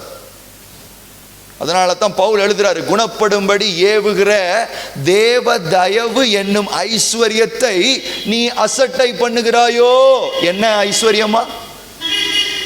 குணப்படும்படி ஏவுகிற தேவ தயவு. பக்கத்துல பார்த்து சொல்லுங்க, உங்க ஐஸ்வர்யம் எது? அவருக்கு ஐஸ்வர்யம் என்ன தெரியுமா? பவுலுக்கு ஐஸ்வர்யம் என்ன தெரியுமா? அவர் என்னை சீர்படுத்துகிறதற்கு ஏதாவது ஒரு இடத்துல உணர்த்துகிறார் என்றால் அது அவருக்கு ஐஸ்வர்யமா? என்னை குணமாக்குகிறதற்கு ஏதாவது ஒரு உணர்வு எனக்கு கொடுக்கிறார்னா அதுக்கு பேர் என்னவா? ஐஸ்வர்யம். அதை விட பெரிய ஐஸ்வர்யம் என்ன தெரியுமா? என்னை அவர் சிட்சிக்கிறார் என்றால் பெரிய ஐஸ்வர்யமா? ஏன் அப்படின்னா, அவருடைய பிள்ளைகளை அவர் என்ன செய்கிறார்? என்னை தெய்வம் ஏதாவது ஒரு விதத்துல சட்டுன்னு ஒரு புடனில தட்டி மகன் திருந்துடா அப்படின்னு சொல்றாருன்னா என்னை ரொம்ப நேசிக்கிறார்னு அர்த்தம். என்னை ரொம்ப என்னை எப்படியாவது நித்தியத்துக்கு அது ஏன் தெரியும்? அதுதான் சொல்றாரு, இப்படிப்பட்ட என்ன அவர் என்ன செய்கிறார் என்றால் சீர்படுத்துகிறார். ஏன் தெரியுமா? என்னுடைய காலிங்ல கரெக்டா இருக்கேன். என்ன கால்? இந்த இன்விடேஷனை நான் தவறா பயன்படுத்தல. இந்த சிக்ஷை எல்லாருக்கும் கிடையாதுமா, நான் சொல்றேன். எல்லாரும் நம்ம எப்படி பிரசங்கம் பண்ணிட்டோம்னா, நீ பாவம் செஞ்சுட்டா ஆண்டவர் என்ன செஞ்சுட்டாரு, அடிச்சுட்டாரு, துன்பம். நான் சொல்றேன், தெய்வத்துடைய அன்பை வாங்குறது கூட கொஞ்சம் எளிதுதான். ஆனா அவருடைய சிக்ஷை கஷ்டம். அவ்வளவு சீக்கிரத்துல எவரும் என்ன செய்யறது இல்லை. அவரு எவரை ரொம்ப பிரியமா வச்சிருக்கிறாரோ, யாரை ரொம்ப நேசிக்கிறாரோ, யாரை நித்தியத்துக்குன்னு முன்குறிச்சு வச்சிருக்கிறாரோ, யாருடைய இருதயத்தை அறிஞ்சு இந்த புள்ளைய விட்டுறவே கூடாதுன்னு நினைக்கிறாரோ அவங்கள தான் சிற்றிப்பார். எல்லாரையும் அடிச்சிருவார் நினைக்க கூடாது. தெய்வத்துக்கிட்ட போய் ஹக் வாங்குறது கூட ஈஸி, அடி வாங்குறது ரொம்ப கஷ்டம். அவுட் ஆஃப் எக்ஸ்பீரியன்ஸ் சொல்றேன். நான் கீழே உழம்போது he will come like டக்குன்னு வந்து என்ன செஞ்சிருவாரு, என்னைய கட்டி அணைச்சு என்ன செஞ்சிருவாரு, தூக்கிடுவாரு. ஆனா நான் தவறுகிற நேரம் வரும்போது என்னைய தட்டுறது அவ்வளவு சுலபமா தட்டிட மாட்டாரு. தட்டுறாருன்னா என் நடைகள் அவருக்கு ரொம்ப முக்கியமா படுதுன்னு அர்த்தம். என் ஆத்மா அவருக்கு ரொம்ப முக்கியமா படுதுன்னு அர்த்தம். என் எண்ணம், என் நினைவு, என் ஃபோக்கஸ் மாறாம ஓட வைக்கிறதுக்காக தான் தெய்வம் தட்டுறாரு. சிக்ஷை அவ்வளவு ஈஸி இல்லை. நம்மளுக்கு இன்னைக்கு சிக்ஷை தான் ரொம்ப. இன்னைக்கு இருக்கிற பிரசங்கியார்களும் சரி, நீ அதை செய்யலையா சாபம், அது இது உன்னை அடிப்பார் நொறுக்குவார். நான் சொல்றேன், அவுட் ஆஃப் எக்ஸ்பீரியன்ஸ் சொல்றேன். நான் ஒரு தவறு செஞ்சு அந்த தவறுக்கு சிக்ஷையை வாங்காம கொஞ்சம் டிலே ஆனா கூட என் இருதயம் பதற ஆரம்பிச்சிடும். என்ன இன்னும் அடிக்காம இருக்காரு, என்ன என்ன இன்னும் தட்டாம இருக்காரு அப்படின்னா என்ன, அது ஆபத்து. அவர் என்னை விட்டு விலகி நிற்கிறாருன்னு அர்த்தம். அதுவே நான் தவறுறமோ அடுத்த செகண்ட் பட்டுன்னு அடிக்கிறாருன்னு வைங்க, ஐயோ அப்பா என் மேல ரொம்ப பாசமா. ஆஃப்கோர்ஸ். ஏன் தெரியுமா, நான் இந்த அழைப்புதலை எப்படி பார்க்கிறேன்னா, அனித்தியமான அழைப்புதலை பார்க்கல. என்னவா பார்க்கிறேன்னா, நித்தியமான அழைப்புதலை பார்க்க போய் என்னை அடிக்கிறாரு. நீங்க அனித்தியமா பார்த்துக்கோங்க, இந்த சிலுவையும் இந்த ரத்தத்தையும் அனித்தியமா பார்த்தீங்கன்னா அடிக்கவே மாட்டார். பக்கத்துல கைப்பிடி சொல்லுங்க, நோ துன்பம், நோ துயரம், நோ கஷ்டம். கண்ணு பார்க்கிறபடி காலு நடக்கிறபடி நீங்க வாட்டுக்கு போலாம். யாரும் உங்களை கேள்வி கேட்கவே மாட்டாங்க. ஏன்னா நீங்க இன்விடேஷனை சரியா புரிஞ்சுக்கவே. நான் கேட்பேன் ஆண்டவர்கிட்ட, ஆண்டவரே எவ்வளவோ திமிர்த்தனம் பண்ணிட்டு வெளில சுத்துறாங்க, அவனெல்லாம் விட்டுறீங்க. நான் வாயை திறந்து ஒரு வார்த்தை தப்பா பேசினா கூட அந்த நாள் முடியறதுக்குள்ள செவுத்துல வச்சு சாத்திடுறது. அப்ப அவர் சொன்னார், தம்பி அதுக்கு காரணம் நீ எடுத்திருக்க முடிவுன்னாரு. நீ எடுத்திருக்க முடிவு? ஆமா, நீ தானே தம்பி நித்தியத்துக்கு வரணும்னு நினைக்கிற. நித்தியத்துக்கு வரணும்னு நினைக்கிறவனுக்கு இம்மீடியட்டா என்ன உண்டு? அதனால தான் நான் உங்களை கெஞ்சி கேட்கிறேன், உங்க மைண்ட் செட்டை ப்ராப்பரா ஃபிக்ஸ் பண்ணுங்க. இயேசு போய் சீஷர்கிட்ட சொல்றாருப்பா, நீங்க போய் கிராமத்துக்குள்ள போங்க, போய் சுவிசேஷத்தை அறிவிங்கப்பா. ஒருவேளை அவனுங்க ஏத்துக்கலன்னு வைங்க, அப்படியே கட்டி பிடிச்சி உருண்டு ஆத்ம பாரத்தோட அழுது பிரசங்கிங்கப்பான்னு சொல்லல, காலில் இருக்கிற தூசியை தட்டிட்டு. அது மாதிரி ஆபத்தான நிலைமை எதுவுமே சொல்லிட்டு சொல்றார், சோதம் குமாராக்கு நடப்பதை காட்டிலும் இந்த கிராமத்துக்கு நடக்கிறது அதிகமா இருக்கும். சீர்படுத்துவார். பக்கத்துல பார்த்து சீர்படுத்துவார், சீல் பிதுக்குவார், கிளீன் பண்ணுவார் தெய்வம். உள்ள ஏதாவது ஒரு ஹர்ட், ஊண்டு, யார் மேலேயாவது கசப்பு, எரிச்சல், பொறாமலாம் இருந்துச்சுன்னா நான் சொல்றேன், நீங்க ஒருவேளை ஆண்டவரே என் கோபத்திலிருந்து என்னை மாத்துங்க அப்படின்னு கேட்டீங்கன்னு வச்சுக்கோங்களேன், அடுத்த நாள்ல இருந்து ஒரு கோபத்தை தூண்டக்கூடிய விசேஷித்த அபிஷேகம் பெற்றவர்களையா கர்த்தர் அனுப்புவார். எதை தூண்டக்கூடியவர்கள்? ஏன்னா நீங்க எதை கேட்டீங்க? கோபத்திலிருந்து என்னைய மீட்டுருங்க ஆண்டவரேன்னு கேட்டீங்க பாத்தீங்களா? அதுல PhD வாங்கின ஆளெல்லாம் அடுத்த நாள் தான் மீட் பண்ணுவீங்க. சீர்படுத்துவார். அடிச்சு அடிச்சு நாளா ஐயோ எனக்கு சில வீக்னஸஸ் மைனஸஸ்லாம் இருக்கும்போது, ஆண்டவரே இதுல இருந்து ரட்சிக்கிறீங்களான்னு கேட்ட அடுத்த நிமிஷத்துல இருந்து எங்க இருந்தா கிளம்பி வருவாங்களோ. ஏன் தம்பி நீ கேட்டல்ல மகன்? ஆமா, அதுக்கு ட்ரைனிங் இது. ஓ ஆண்டவரே எனக்கு நீடிய பொறுமையை தாங்க. உங்கள் பொறுமையை சோதிப்பதற்கென்றே தூதர்கள் வண்ணத்தில் சிறகுகளோடு வந்து இறங்குவார்கள். எதுக்கு கேட்டலையா? ஆனா நான் உங்களுக்கு ஒரு காரியத்தை சொல்றேன், அவர் அப்படி நம்மளை சீர்படுத்தும் பொழுது என்ன நடக்கும்னா, அவருக்கு ஒப்பாய் நாம் மாறிக்கொண்டே இருப்போம். That is the result. That is the result. அவர் உங்களை அழைத்திருக்கிறார், தெரிந்து கொண்டிருக்கிறார், நீதிமானாக்கி இருக்கிறார். ஏன் தெரியுமா? அவருக்கு ஒப்பாய் உங்களை மாற்றுவதற்கு. ஒரு ப்ராசஸ் இருக்கு. சும்மா அழைச்சாரு, சும்மா தெரிந்து கொண்டாரு, சும்மா நீதிமானா. இதுக்கு எதுக்கு உங்களுக்கு கார் வாங்குறதுக்கா இவ்வளோ ப்ராசஸ்? இந்த இடத்துல பெரிய ஆளா இருக்கிறதுக்கா இவ்வளோ ப்ராசஸ், இவ்வளோ கஷ்டம்? இல்லை, அவருக்கு ஒப்பாய், அவருடைய சாயலுக்கு ஒப்பாய் மாற்றுகிறதற்கு இவ்வளவு காரியத்தை செஞ்சிருக்கார். அப்போ எப்பையெல்லாம் அந்த சிலுவையை பார்க்குறேனோ, எப்பையெல்லாம் நான் அந்த மேன்மையை பார்க்குறேனோ, அப்போ எல்லாம் எனக்கு என்ன தோணணும்னா, அவருக்கு ஒப்பா நான் மாறுறதுக்காக இதை செஞ்சுருக்காரு. அவருடைய சாயலுக்கு மாறுறதுக்காக எனக்கு செஞ்சு. டக்குன்னு அடுத்த நிமிஷம் யாருடைய சாயல் தெரியுமா கண்ணுக்கு வரும்? ஏன் சாயல். யார் சாயல் வரும்? யார் சாயல் வரும்? உங்க சாயல் வரணும். இயேசுனுடைய சாயலை பார்த்து அடுத்த நிமிஷம் யார் சாயல் வந்துடணும்? நம்ம சாயலை வந்துடணும். அப்பத்தான் அந்த அந்த வெயிட் தெரியும், அது எங்க இருக்கு, நம்ம எங்க. அப்படி ஒப்பு கொடுக்கிற உங்களை அவர் சீர்படுத்துவார். பக்கத்தில் பார்த்து சொல்லுங்க, சீர்படுத்துவார். அடுத்து சொல்றாரு, உங்களை நான் என்ன செய்வேன்? ஸ்திரம் அப்படின்னா ஒரு இடத்துல கல்லு மாதிரி விசுவாசத்துல உறுதியா நிக்கிறது. பக்கத்துல பார்த்து விசுவாசத்துல ஸ்திரமா நிக்கிறது. இயேசு சொல்றாரு, பிதா என்னில் அன்பா இருக்கிறது போல நான் உங்களில் அன்பா இருக்கிறது போல நீங்களும் என்னுடைய அன்புல என்ன செய்யுங்க? நிலைத்து. It is easy to receive the love of God, but it is so hard to sustain and maintain the same love in Christ. இது ரொம்ப கஷ்டம். ஸ்திரமா நிக்கிறது. எவ்வளவு போராட்டம் வந்தாலும், வேதனை வந்தாலும், சூழ்நிலைகள் மாறி போனாலும், தெய்வத்துக்காக என்ன சூழ்நிலையில தெரியுமா? கொஞ்ச காலம் பாட அனுபவிக்கிற உங்களை. பக்கத்துல பார்த்து கண்டிஷனே இங்கதான் இருக்கு, எல்லாருக்கும் இல்ல. அப்படின்னா என்ன அர்த்தம்? ஸ்திரமா நிற்க கூடாத அளவுக்கு என்ன வரும்?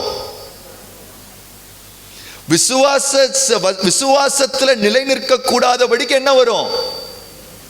விசுவாசத்தை மறுதளிச்சு போகக்கூடிய அளவுக்கு பாடுகள் வரும். ஆனா அந்த பாடுகளுக்கு நடுவே தான் ஆண்டவர் சொல்றாரு, சகல கிருபையும் பொருந்திய நான் தானே. யாரு? சகல கிருபையும் பொருந்திய நான் தானே. இவ்வளவு பாடுகளை அனுபவிச்சுட்டு இருக்கிற உன்னுடைய விசுவாசத்திற்காக பேதுருவ சொன்னது போல சொல்றாரு, உன் விசுவாசம் ஒளிந்து போகாதபடிக்கு நான் உனக்காக வேண்டுதல் செய்கிறேன். ஆண்டவர் சும்மா ஜபிக்கிறது இல்லை. நம்ம உடனே சொல்லுவோம், நம்மளுக்குள்ள இருக்கிற பரிசுத்த ஆவியானவர் வாக்கு கடங்காத பெருமூச்சோடு என்ன செய்யறாரு? வேண்டுதல் செய்ற. உண்மையை சொல்லட்டா, அவர் உள்ள இருந்து என்ன தெரியுமா? வாக்கு கடங்காத பெருமூச்சோடு வேண்டுதல் செய்ய. இவனை திருத்தும் ஆண்டவரே. என்ன செய்யறாரு? நாம என்னடா நம்ம ஜபிக்க மாட்டோம், செய்ய மாட்டோம். உள்ள இருக்கிற ஆவியானவர் என்ன செய்ய? இல்ல, பாட அனுபவிக்கிற உங்களை அந்த விசுவாச கப்பல் சேதமாகாம அஸ்திபாரம் நிலையா நிற்கிறதற்காக உள்ள இருந்து ஒருத்தர் என்ன செஞ்சுக்கிட்டே இருக்கார் தெரியுமா? ஜபித்து கொண்டே இருக்கிறார். ஆண்டவரே, என் புள்ள போறான் ஆண்டவரே, ஊழியத்துக்கு போறான் ஆண்டவரே, அங்க வேலையை செய்யற ஆண்டவரே, சுவிசேஷத்தை சொல்றான் ஆண்டவரே. அதுக்கு நடுவுல பிரச்சனை வருது, போராட்டம் வருது, பண கஷ்டம் வருது, குடும்ப பிரச்சனை வருது. இதுக்கு நடுவுல எல்லாம் என் புள்ள விசுவாசத்தை காத்து கொண்டு நிக்கிறதுக்கு அவனை என்ன பண்ணுங்கன்னா ஸ்திரப்படுத்தும். ஸ்திரப்படுத்தும்.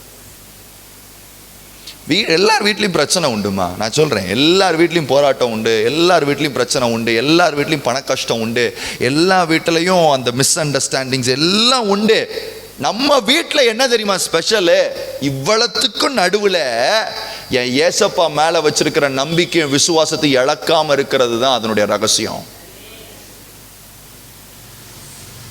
நம்ம என்ன செய்வோம்? ஏசுக்கிட்ட வா, உனக்கு பாடே வராது, கஷ்டமே வராது, பாவம் பொய்யா புளி தள்ளுவாங்க, நம்பாதீங்க.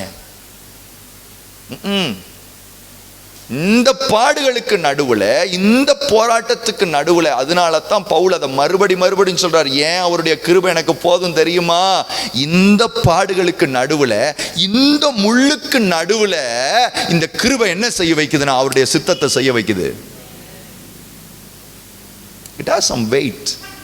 அப்படிப்பட்ட உங்களை, இப்படி பாட அனுபவிக்கிற உங்களுடைய விசுவாசத்தை என்ன பண்ணுவார் என்றால் அவர் ஸ்திரப்படுத்துவார். ஒருவேளை இங்கே இருக்கிற நீங்க அப்பப்போ ஏசப்பாவை மறுதளிக்கவும் அப்பப்போ தூஷிக்கிறதும் அப்பப்போ இருந்துச்சுன்னா இன்னைக்கு ஆண்டர்கிட்ட கேளுங்க, ஐயா ஸ்திரப்படுத்துங்கண்ணே. என்ன பிரச்சனை வந்தாலும் என்ன போராட்டம் வந்தாலும் சரி, வாயை மூடிக்கிட்டு மனசுக்குள்ள இருந்து ஆண்டவரை எல்லாம் உமக்கு தெரியும், என்ன செய்யணும்.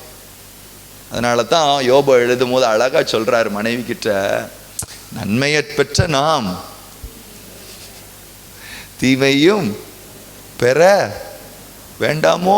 என்ன ஒரு இருதயம் இருந்தா அந்த மனுஷன் தீமையை, அப்படின்னா அந்த ஆளுக்கு நன்மையும் பெருசு கிடையாது தீமையும் பெருசு கிடையாது. அந்த மனுஷன் வச்சிருக்கிற விசுவாசத்தை எப்படி இருக்குன்னா உறுதியா இருக்காரு. ஆசீர்வாதம் என்ன தெரியுமா? நம்ம நிறைய பேர் என்ன நினைப்போம், ஆசீர்வாதமான வாழ்க்கை, ஆசீர்வாதமான மனுஷன் அப்படின்னா என்ன அப்படின்னா, நாம் என்ன நினைப்போம், பைசா உள்ளவன், ஆண்டவர் அதை கொடுத்துருக்காரு இதை கொடுத்தாரு, இது ஆசீர்வாதம் இல்லை. எந்த ஒரு மனுஷன் எவ்வளவு போராட்டத்தில் விசுவாசத்தில் தளராம இருக்கானோ, he's a blessed guy. he's a blessed guy.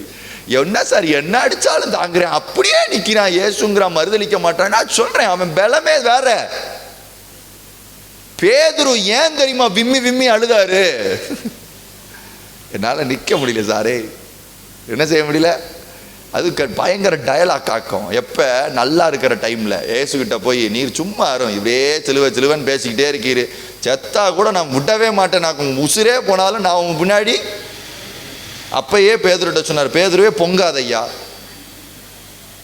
என்ன செய்யாத, ரொம்ப பொங்காத தம்பி, நீ யாருன்னு உனக்கு தெரியலை, சும்மா இருங்க ஆண்டர், உங்களுக்கு தெரியாதா அப்படின்னு சொல்லிக்கிட்டு இருக்கிற நேரத்தில் பார்த்தா இவன் சரி விட்டு வர மாட்டான்னு சொல்லிட்டு ஆண்டர் சொன்னார், கோழி கூவுறதுக்கு முன்னாடி 3 தடவை நீ என்ன செய்வ தெரியுமானே, மறுதளிப்ப.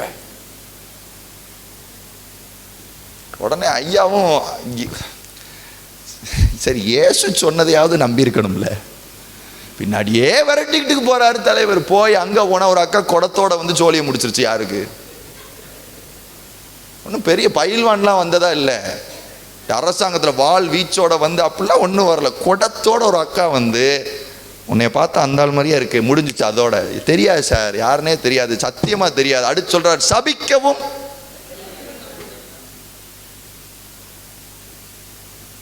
ஏன் சார் ஸ்திரம் இல்ல.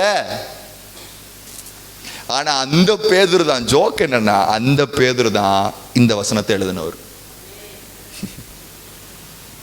யாரு இப்ப பேசணும்ல, அந்த விம்மிக்கு இருந்தாருன்னு, அந்த கேரக்டர் தான் இந்த வசனத்தை. அப்ப எவ்வளவு உணர்வோட எழுதியிருப்பார் ஆவியானவர் துணையோட. சாரே யார தெரியுமா அவர் ஸ்திரப்படுத்துறாரு, கொஞ்ச காலம் பாட அனுபவிக்கிற நம்மை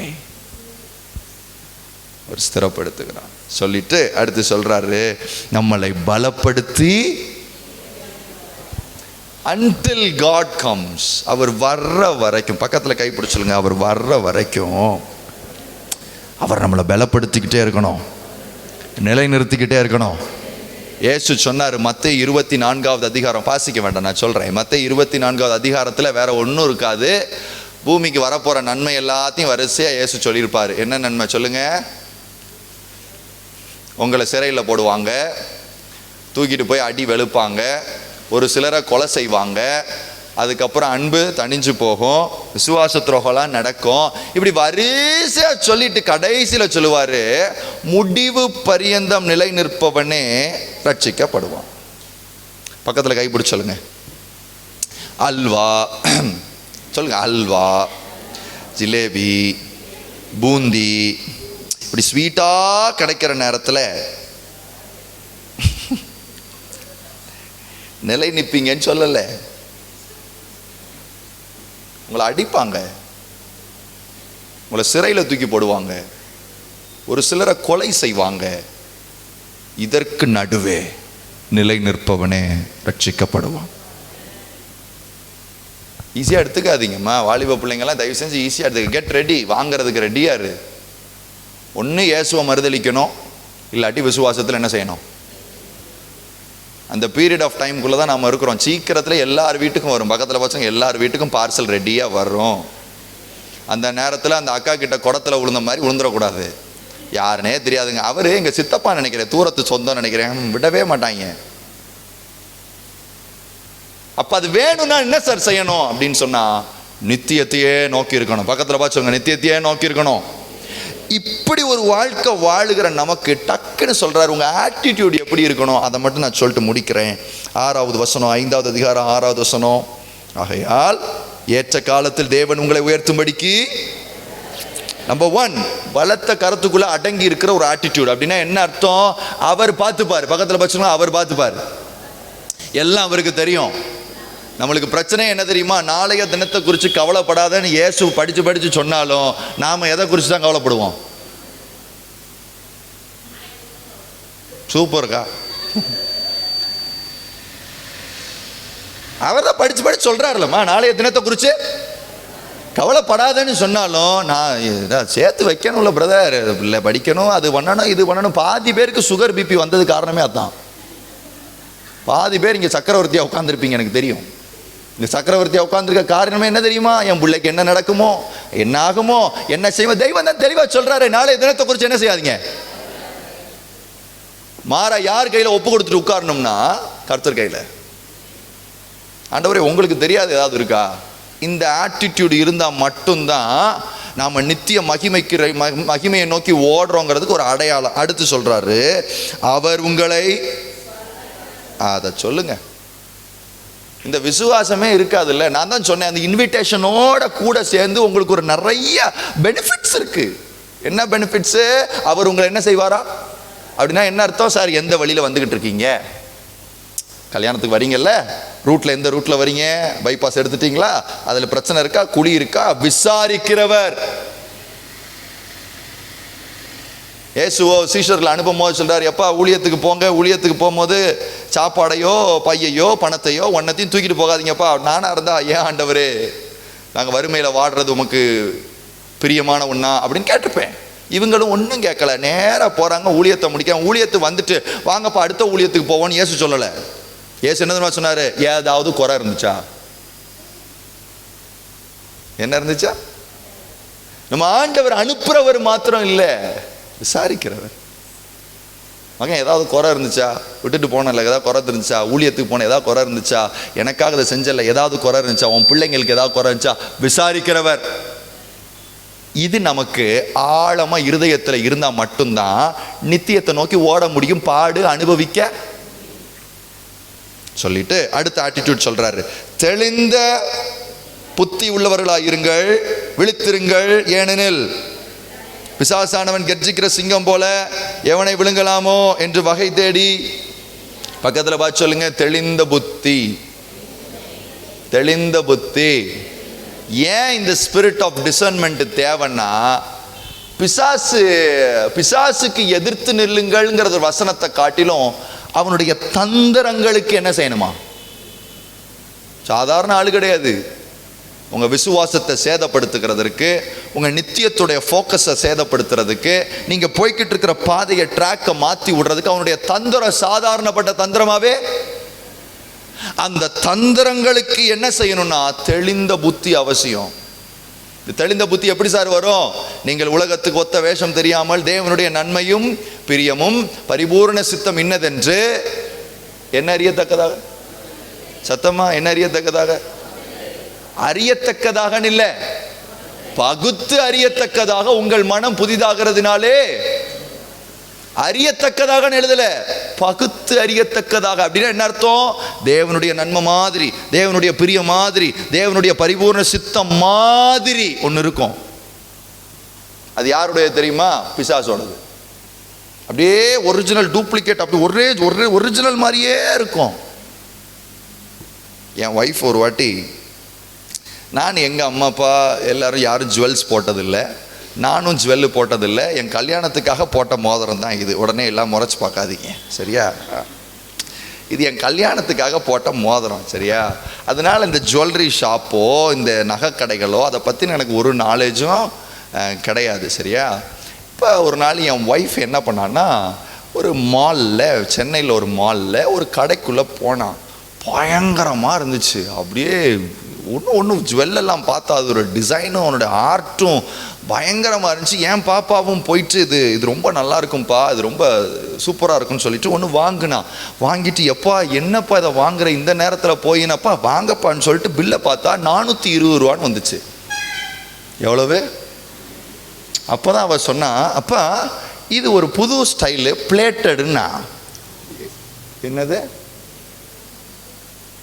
நான் அதை பார்த்தா ஒருத்தர் என்ன செய்ய முடியாது. கண்டே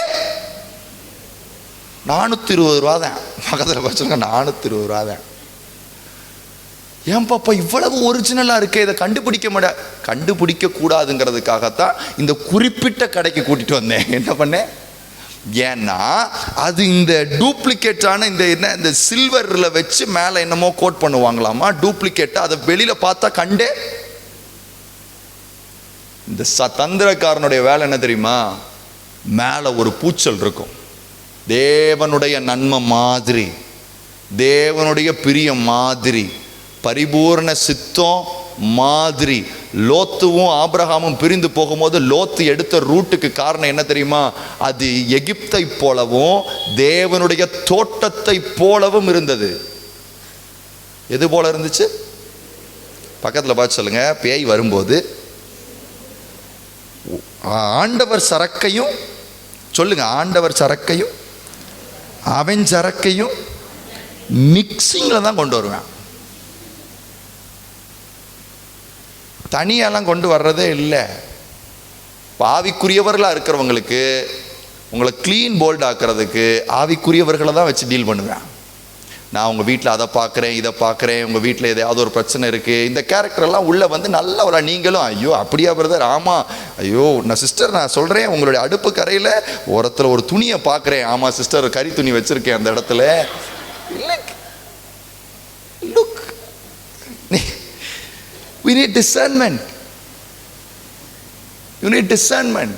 இப்போ நான் சாதாரணமாக பேசுகிறேன், நீங்களாம் என்ன நினைப்பீங்க? ஐயோ பாவம், ஒரு பாவம் வந்து அந்த பிள்ளை என்ன செய்யுது பேசிட்டு போகுது. இதுவே தஸ்ஸு புஸ்ஸுன்னு எதையாவது ஒன்று சொல்லி அப்படியாக்கும் இப்படியா, இப்போ தான் நான் கையில் பார்த்துக்கிட்டு இருக்கேன், வானத்துலேருந்து உங்கள் பக்கத்தில் ஒருத்தர் சாம்பார் சட்னியோட தூதன் ஒருத்தர் நின்றுட்டு இருக்கான்னா நீங்கள் என்னை பவர்ஃபுல்லாக சாம்பியார் நினைப்பீங்க.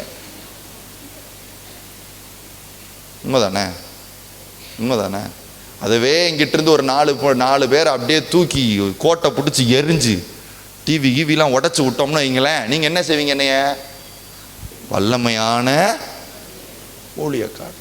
அதுவே உங்கள் தலையில் கையை வச்சு இல்லாதும் பொல்லாத எல்லாம் என் மனசில் தோணுனதெல்லாம் நீ வாளாகாமல் தலையாவ, கீழாகாமல் மேலாவ, உன்னை கொம்பாக்குறதுக்கு தான் ஆண்டவர் வச்சிருக்காருன்னு ஒரு 4 அடிச்சு விட்டேன்னா நீங்கள் என்ன நினைப்பீங்கன்னா, உலகத்திலே இவன் தான் என்ன டர்சி?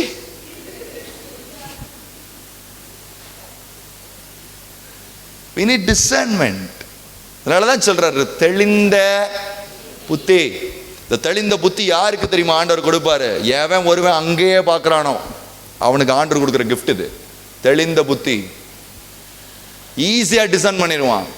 எதனாலும் நீங்க டக்குன்னு நித்தியத்துக்கு நிறைய அவருக்கு பிடிக்குதா, அவருக்கு செய்யுமா, அவருடைய சித்தமா, இப்படித்தான் பைபிள் எழுதியிருக்கா, அந்த கிளாரிட்டி எப்போ வரும் தெரியுமா? அங்க பார்த்துட்டே இருக்கும் போது, அங்க பார்த்துட்டு கீழே அவருடைய சித்தத்துக்காக வாழும்போது இந்த கிளாரிட்டி உங்களுக்கு ஃப்ரீயா ஆண்டவர் கொடுப்பார்.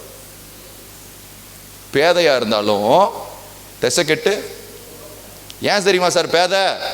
இந்த பேதை கண்ணுல பார்க்கறத வச்சு நடக்கிறது இல்லை, பார்த்து நடக்கும். இங்க இருக்கிற மனுஷன் சொல்றதை செய்யறதுக்கு பேர் பேதை கிடையாது, அதுக்கு பேர் அறிவாளி. பக்கத்துல பார்த்து சொல்லுங்க, மனுஷன் சொல்றதை செய்யறதுக்கு பேர் அறிவாளி. பார்க்காத ஒரு ஆள் சொல்றதை செய்யறதுக்கு பேர் தான் பேதை. ஆபிரகாம், நான் காண்கிற தேசத்துக்கு என்ன செய், பக்கத்துல இருக்க லூசு சொல்லிருப்பானா இல்லையா? யார் சொன்னா? மேல இருந்து ஒருத்தர் சொன்னாரு. எங்கயா மேல? அட்ரஸ் அது தெரியாது, காண்பிக்கிறேன்னு சொன்னார்ல, காமிக்கல, இனிமேதான் பேதை. ஆனா அந்த பேதைக்கு பேர் என்ன தெரியுமா? விசுவாசத்தின் எஸ் தெளிந்த புத்தி. பக்கத்துல பார்த்து சொல்லுங்க, எங்க பார்த்து நடக்கணுமோ அங்க பார்த்து நடக்கணும். இது அடுத்து சொல்றாரு, வாசிங்க 9. விசுவாசத்தில் உறுதியாயிருந்து அவனுக்கு யார் எதுல உறுதியாயிருந்து? சும்மா எழுத்துனா வெளுத்து விடுவான். எதுல உறுதியா இருந்து? விசுவாசத்துல உறுதியா இருந்து. ஏன் அந்த விசுவாசத்துல உறுதி ஆண்டவர் நமக்கு கொடுக்கிறார் என்றால், அவருடைய சித்தத்தின்படி பாட அனுபவிக்கிறதற்கு நீங்கள் ஒப்பு கொடுத்திருக்கிறதுனால உங்களுக்கு விசுவாசத்துல என்னத்தை கொடுக்கிறாரு? அப்படிப்பட்ட உங்களை, பக்கத்தில் வச்சுருங்க, இப்படிப்பட்ட உங்களை கிறிஸ்து இயேசுவுக்குள், எல்லாரும் வசனத்தை படிங்க பார்க்கலாம். நம்மை தமது நித்திய மகிமைக்கு அழைத்தவராய் இருக்கிற சகல கிருபையும் பொருந்தின தேவன் தாமே கொஞ்ச காலம் அவருடைய சித்தத்தின்படி பாட அனுபவிக்கிற உங்களை, நல்ல கண்ணை மூடி கையை நல்ல வலது கையை வானத்துக்கு நேரம் உயர்த்தி சொல்லுங்க, சீர்படுத்தி ஸ்திரப்படுத்தி பலப்படுத்தி நிலைநிறுத்துவார். ஹல்லேலூயா. சந்தோஷமா இருக்கீங்களா? பரவாயில்ல. சரி, எழுந்துச்சு நிற்கலாமா? Thank you father. எல்லாரும் ஷோ பண்ணுங்க பார்க்கலாம். ஆண்டவரே, நாங்கள் நித்திய மகிமைக்காக எங்களை அழைத்திருக்கிறீங்க, அற்பமான காரியத்துக்கு இல்லை ஆண்டவரே, நித்தியமான மகிமைக்கு எங்களை அழைத்திருக்கிறீங்க. நாங்கள் ஒரு வேளை அநித்தியமான மகிமையை தேடி நாங்கள் ஓடிட்டுருக்கலாம். ஆனால் நீங்கள் இன்னைக்கு சொன்னீங்க, நித்திய மகிமைக்காக தான் நான் உங்களுக்கு ஒரு இன்விடேஷன் கொடுத்துருக்குறேன். That invitation has some value. அதுக்கு ஒரு வெயிட் இருக்குது, அதுக்கு ஒரு மதிப்பு இருக்குது. இந்த நாள்லையும் தகப்பனே, கேட்ட எங்களை கர்த்தர் மறுரூபமாக்குறதற்காய் ஸ்தோத்திரம். எங்களுடைய எண்ணங்கள், நினைவுகள், உணர்வுகள் எல்லாவற்றையும் தேவ சித்தத்திற்கு நேராய் நாங்கள் திருப்புகிறோம். அப்பா, கொஞ்ச காலம் பாட அனுபவிக்கும்படி, உங்களுடைய சித்தத்தின்படி வாழும்படி எங்களை ஒப்பு கொடுக்கிறோம். நீங்கள் எங்களுக்கு எங்களுடைய வாழ்க்கையை சீர்படுத்துவீங்க, ஸ்திரப்படுத்துவீங்க, பலப்படுத்துவீங்க, நிலை நிறுத்துவீங்க. விசுவாசிக்கிற ஒவ்வொரு பிள்ளைகளுடைய வாழ்க்கையிலையும் இந்த வசனம் இந்த சாயங்கால வேலையிலும் அவைகள் கிரியை செய்யட்டப்பா, அவைகள் கிரியை செய்யட்டும், பலன் கொடுக்கட்டும். ஆண்டவரே, அநித்தியமான காரியங்களில் எங்களோட ஃபோக்கஸ் இல்லாதபடிக்கு நித்திய மகிமைக்கு நேராக இந்த நாளிலும் பரிசுத்தாவியானவர் எங்களை திருப்பினபடியால் உமக்கு ஸ்தோத்திரம். நீர் மகிமைப்படும். இயேசுவின் நாமத்தில் ஜெபிக்கிறோம் பிதாவே.